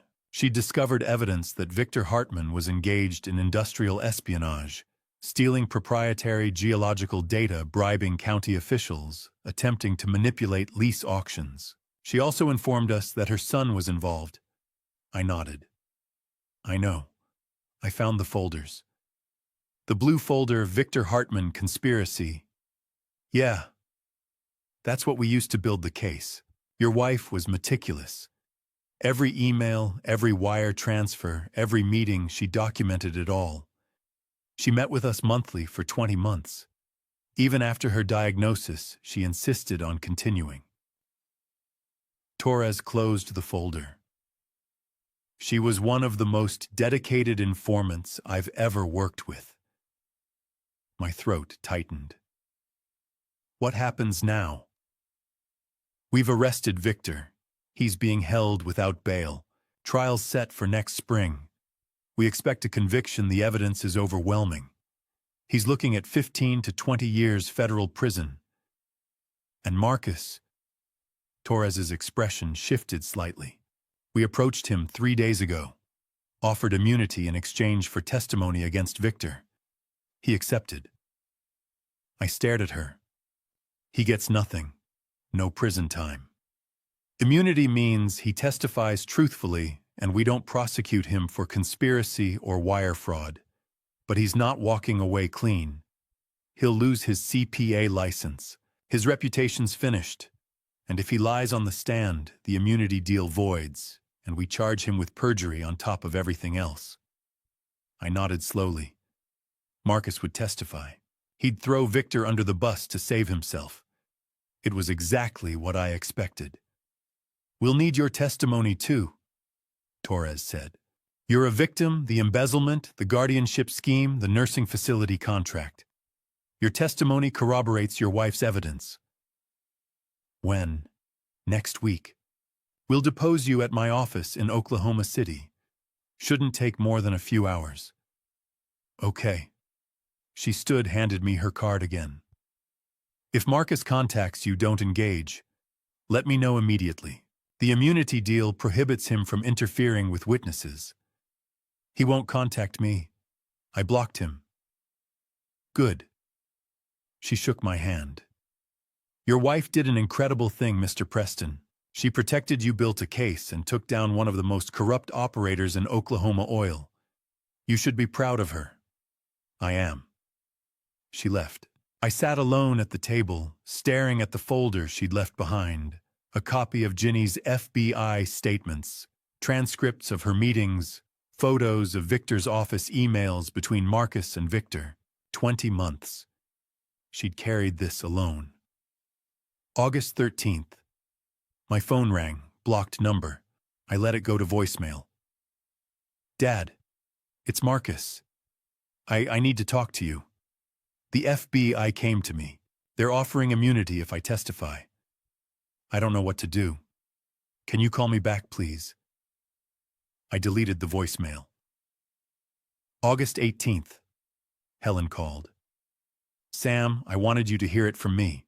Marcus signed the immunity deal. He's testifying against Victor in exchange for no prison time. But the state bar revoked his CPA license this morning. He's also been fired from his consulting firm. It's all over the Tulsa Business News. Good. There's more. He tried to sell the Southern Hills house. No buyers. The scandal's attached to his name now. He's radioactive. I thought of the mansion. The mahogany table where Helen had read the will. The office Marcus had demolished. He made his choices. Yes, he did. Helen paused. How are you doing? I'm okay. Oil production's on schedule. Yeah, Carlos says we're on track for first royalty checks next summer. Good. I'll check in next month. She hung up. I stood, walked to the bedroom, and pulled open the drawer of the card table. Inside was the last photo I had of Marcus High School graduation, 1993 cap and gown, grinning at the camera. I'd kept it through everything. Through the eviction, the POA, the confrontation. I'd told myself it was a reminder of who he used to be. But that boy was gone. Maybe he'd never existed. I tore the photo in half, then in quarters. I walked outside and dropped the pieces into the burn barrel Earl had set up last month. I struck a match, dropped it in. The photo curled and blackened. Smoke rose into the evening air. I stood there watching it burn and whispered, "You chose your path. I chose mine." The smoke drifted across the wheat fields. The derrick hummed in the distance. The yellow rose swayed on the porch. I turned and walked inside. Tomorrow I'd drive to Oklahoma City and give my testimony. Tomorrow I'd help put Victor Hartman in prison. But tonight I was done with Marcus. for good. September 15th, 2024. The mail carrier knocked on the farmhouse door at 10 a.m. I wasn't expecting anything, just the usual Bill's ads for tractor parts. But she handed me a certified envelope, thick and official. Morrison Energy Solutions. Return address, Tulsa. I signed for it, closed the door, and sat at the card table. My hands shook as I tore it open. Inside was a check and a 2-page royalty report. I unfolded the report first. Morrison Energy Solutions. Royalty statement period. Q2 2024. April 1st to June 30th, 2024. Property Preston Farm Section 14, Township 25, North Range 8 East, Osage County, Oklahoma. Production 72, 0 barrels. Average price per barrel $68. Gross revenue $4,896,000. Operating costs, drilling transport taxes $1,200,000. Net revenue $3,696,000. 00 Samuel Preston royalty 75%. $2,772,000. I stared at the number. $2,772,000 for 3 months. I picked up the check. It was real blue ink, Morrison Energy logo, my name typed across the payee line. $2,772,000 and 0 hundredths. I set it down carefully, like it might disappear if I moved too fast. For 20 minutes, I just sat there staring at it. The generator hummed outside. The derrick was visible through the window steel frame, glinting in the morning sun. A crow landed on the porch rail, cawed once, and flew away. Finally, I picked up my phone and called Helen. Sam, everything okay? The check came. The royalty check. That's great. Congratulations. Helen, what do I do with this? She paused. What do you want to do? I looked out the window at the derrick, the wheat fields, the yellow rose blooming at the corner of the porch. I want to do what Ginny would do. Then you know the answer. I did. November 2024. I sat in Helen's office with a legal pad covered in notes. She'd brought in a nonprofit attorney, a woman named Laura Brennan, who specialized in charitable foundations. You're sure about this? Laura asked. $1 million is a significant commitment. I'm sure. Okay. Walk me through your vision. I flipped to the first page of my notes. 3 pillars: education, business, and health. Ginny built her company from nothing. She believed in giving people a chance. I want to do the same. Laura wrote it down. Specifics. Education scholarships, $5,000 each, for kids in Osage County who want to go to college but can't afford it. Priority for students studying science, engineering, business fields Ginny worked in. Good. That's straightforward. Next. Business grants, $20,000 each, for local entrepreneurs starting small businesses, restaurants, shops, service companies. No interest, no repayment required. Just a requirement to hire locally. Laura nodded. We can structure that as a forgivable loan with conditions. What's the third pillar? Cancer patient support. Ginny fought for 18 months. I watched the bills pile up: treatments, medications, travel to specialists. A lot of families can't afford that. I want to help cover costs. Medical bills, transportation, lodging if they have to go out of town for treatment. Laura looked up. That's harder to administer. We'd need partnerships with hospitals' verification processes. Figure it out, I said. That's what I'm paying you for. She smiled slightly. Okay, seed capital. $1 million to start. I'll add more as the royalty checks come in. Helen leaned forward. Sam, you'll be getting over 2 million every quarter. You'll have 10 million in the foundation within 2 years. Good. Then we can help more people. Laura closed her notebook. Last question. What do you want to call it?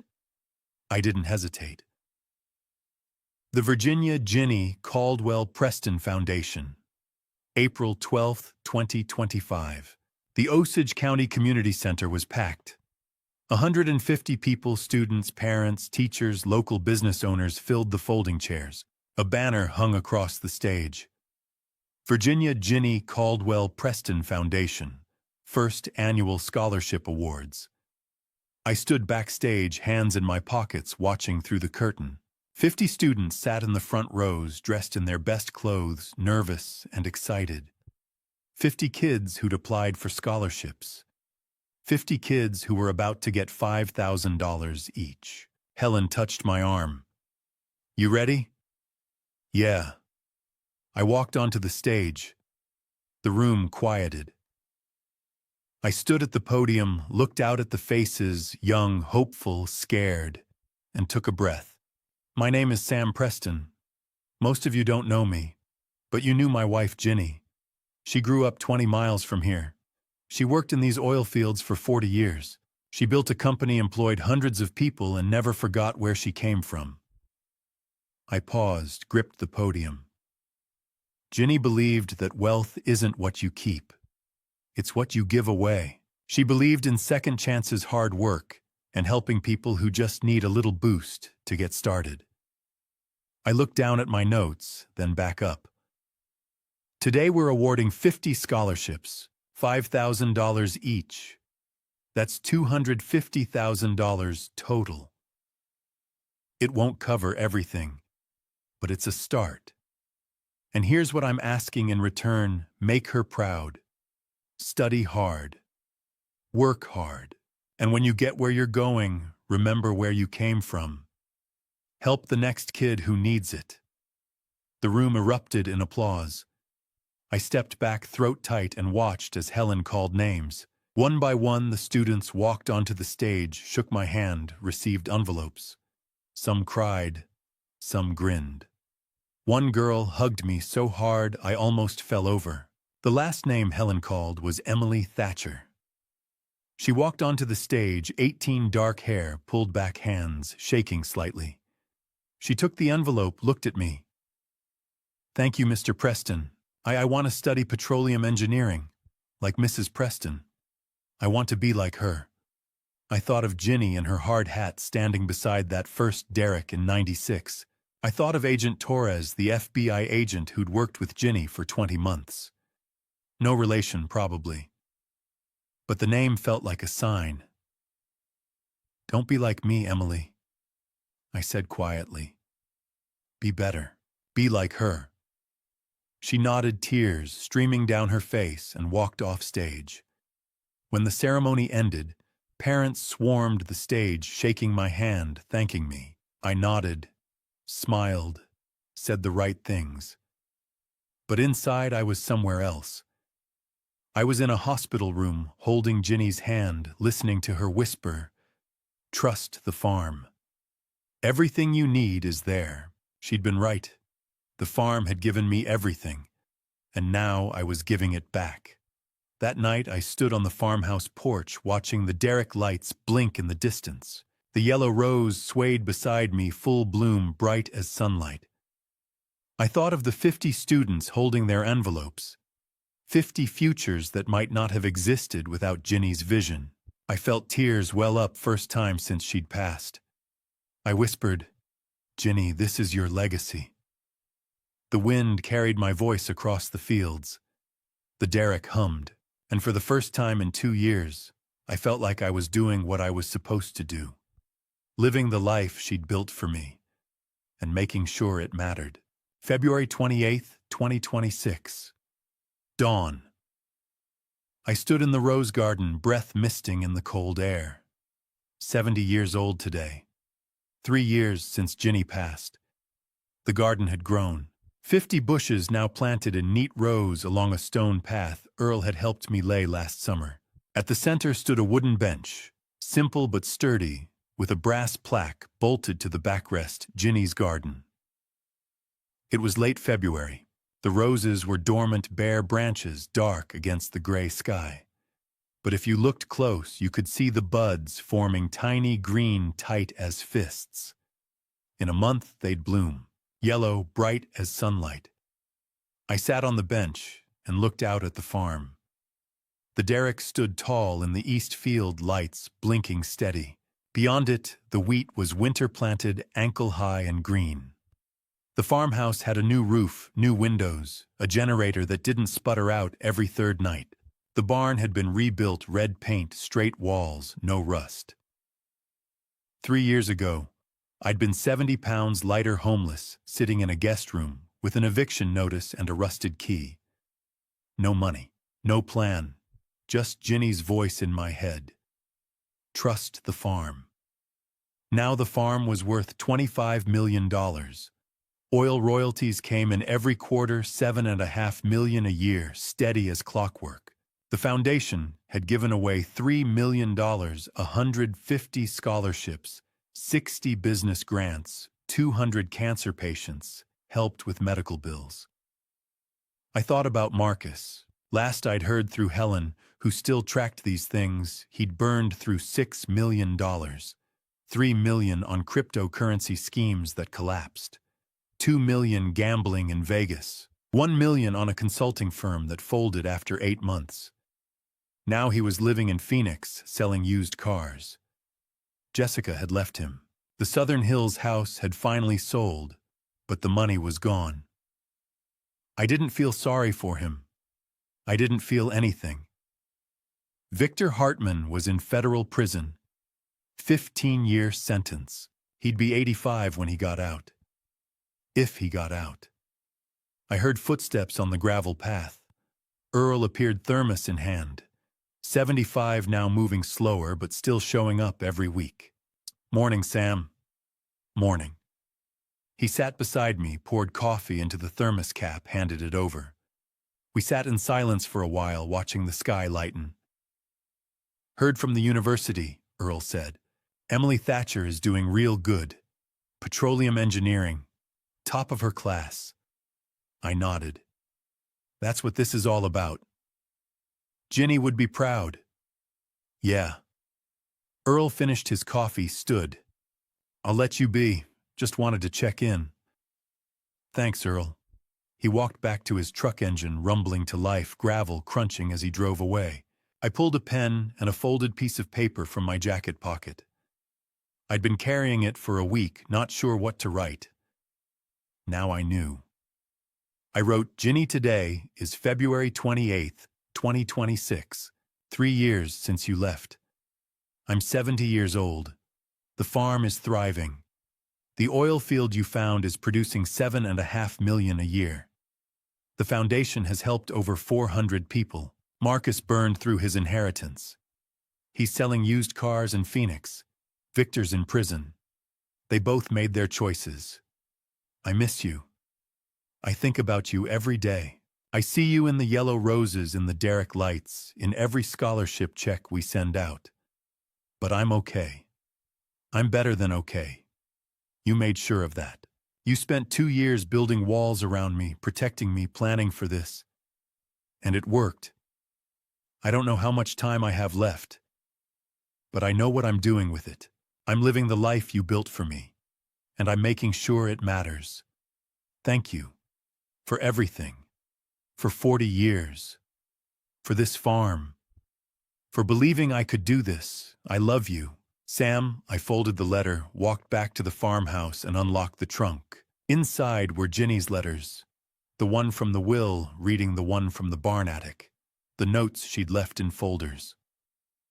I placed my letter on top, closed the lid, and locked it. Then I walked back outside into the garden and watched the sun rise over the wheat fields. 3 years. A lifetime. A beginning. The roses would bloom soon, and I'd be here to see them. February 28th, 2026. I woke at 6, as I had every morning for 3 years. The farmhouse no longer creaked. I'd hired Earl's nephew to shore up the joists last spring. The yellow roses Ginny planted, the ones I dug up from the mansion garden and replanted here, were dormant, now their branches bare against the gray sky. But in a few weeks, they'd bloom again. They always did. I poured coffee, opened the kitchen window, and heard the low hum of 10 oil derricks across the east field. The sound had become as familiar as my own breathing. 3 years ago, this land had looked worthless, a patch of dirt nobody wanted. Today, it was producing enough oil to change lives far beyond these 800 acres, reaching families in 3 states who'd never heard of Osage County or a woman named Ginny Preston. Ginny had left me 3 gifts. The first was the farm itself, a lesson that value isn't always visible on the surface. Sometimes you have to dig deep past the weeds and rust and rot to find what's really there. The second was fortune proof that money without integrity is just paper numbers on a screen that vanish the moment you stop protecting them. The third was purpose.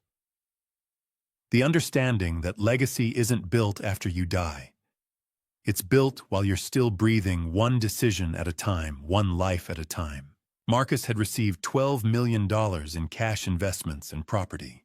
He'd burned through $6 million in 2 years, $3 million on a cryptocurrency scheme that collapsed within 8 months, $2 million gambling in Vegas casinos where they knew him by name, $1 million on a failed consulting firm that never landed a single client.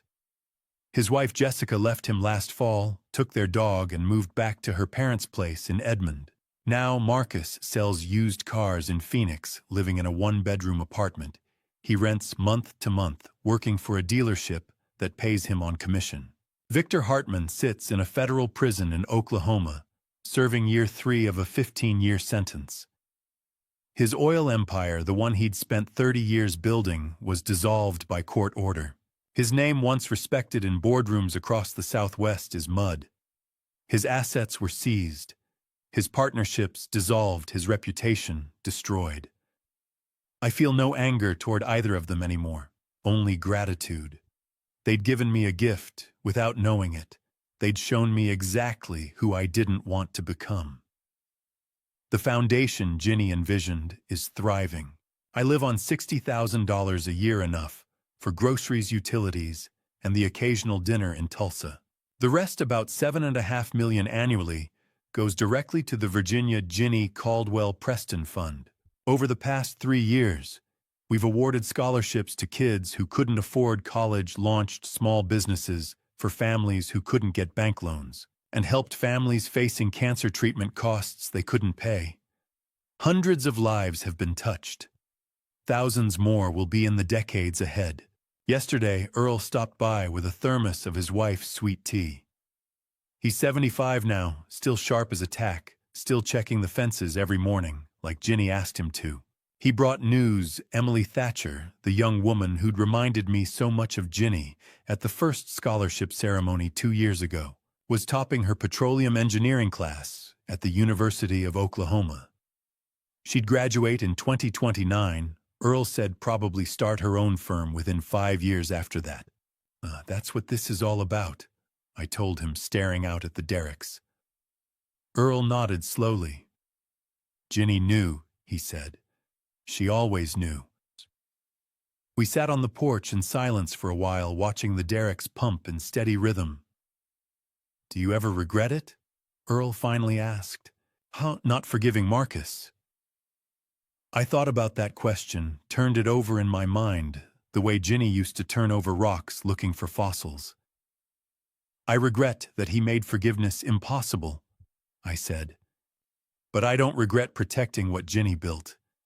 She fought a war I didn't even know was happening. The least I could do was finish it. Earl stood to leave, clapped me on the shoulder with his calloused hand. She picked the right man, he said quietly. That evening I walked out to the east field as the sun dropped low. Caleb Miller, the drilling foreman Morrison Energy hired 3 years ago, met me by well number 11, the newest one brought online just last month. We hit 1,200 barrels a day on this one, Sam, he said, grinning wide enough to show the gap in his front teeth. Biggest strike yet. Your wife knew what she was doing. I stared at the black pool shimmering under the floodlights, the oil flowing steady and strong. 1,200 barrels a day. Ginny had mapped this exact spot herself 2 months before she died. Marked it on a geological survey with a red circle and the words, "Drill here first." She'd known it was here all along. She'd be proud, Carlos said softly. I nodded, unable to speak. My throat was too tight. In the field's northeast corner stands a granite plaque we installed last spring. Virginia Ginny Caldwell Preston, 1959 to 2023. Geologist, visionary, wife. Beneath her name, the words she'd written in her final letter. She trusted the farm. It trusted her back. I knelt in the dirt, brushed dust from the stone with my sleeve, and placed a dried yellow rose at its base, one I'd pressed last summer, between the pages of her old geology textbook. The wind picked up, carrying the scent of diesel and soil and something else I couldn't name. For a moment, I felt her beside me, not in any mystical way, but in the work we'd done together. The lives we'd changed, the legacy we'd built, one scholarship and one well at a time. Tomorrow, I'll drive into Tulsa for the Foundation's quarterly board meeting. We'll review scholarship applications, approve business grants, plan next year's ceremony. Emily Thatcher will probably be there. She volunteers now, mentoring younger students the way Ginny once mentored her. Marcus will still be in Phoenix selling cars. Victor will still be in prison staring at concrete walls until 2038. And I'll keep waking at 6, walking the garden, checking the wells, writing letters to Ginny that no one will ever read but me. 3 years ago, I was 68, homeless, and holding a key to a farm I'd never seen. Everyone told me the land was worthless. They were wrong. The farm wasn't the treasure. The fight for it was. And the man Ginny loved had learned at last to trust not just the land, but the woman who'd seen what he could not. And the farm had trusted him back. I'm 70 years old now, and when people ask what I learned from all this, I tell them, don't be like me in one way. Don't wait until crisis forces your hand to understand what truly matters. This family story taught me that legacy isn't built in comfort. It's forged in the moments when everything falls apart and you have to decide who you really are. My dad revenge wasn't revenge at all. It was protection. It was honoring the woman who spent her final years building walls around me when I didn't even know I needed them. Some call it justice. I call it love. But here's my advice: don't let betrayal consume you. Marcus chose his path. I chose mine. The difference: I chose purpose over bitterness. The lesson from this family story is simple: wealth without integrity is worthless. Money is a tool, not a trophy. What you do with it defines you more than how much you have. Ginny understood that. She left me more than oil, she left me a roadmap for meaning. If there's a dad revenge story here, it's this: the best response to those who try to destroy you isn't hatred. It's building something so good, so lasting, that their cruelty becomes irrelevant. 400 lives changed. Scholarships, businesses, cancer patients supported. That's the ultimate dad revenge, proving that goodness outlasts greed. And faith. The Lord works in mysterious ways. Ginny's illness looked like an ending. It was actually the beginning. Trust in God and the people who love you and the land beneath your feet. That's what saves you when everything else fails. This family story ends here, but yours doesn't. Protect what matters. Build something bigger than yourself. And when betrayal comes, because it will choose purpose over poison. Thank you for walking this journey with me. Now go build your own legacy. Make it count. Thank you for staying with me through this entire journey. Drop a comment and share your thoughts. What would you do if you found yourself in Sam's situation? Inheriting a farm while facing betrayal from your own son? I genuinely want to hear your perspective. If this story resonated with you, please consider subscribing so you won't miss future videos. A gentle reminder, while inspired by real themes of family inheritance, oilfield fortunes, and personal betrayal, certain elements have been dramatized for storytelling purposes. If this content doesn't align with your preferences, feel free to explore other videos that might suit you better. Either way, thank you for being here.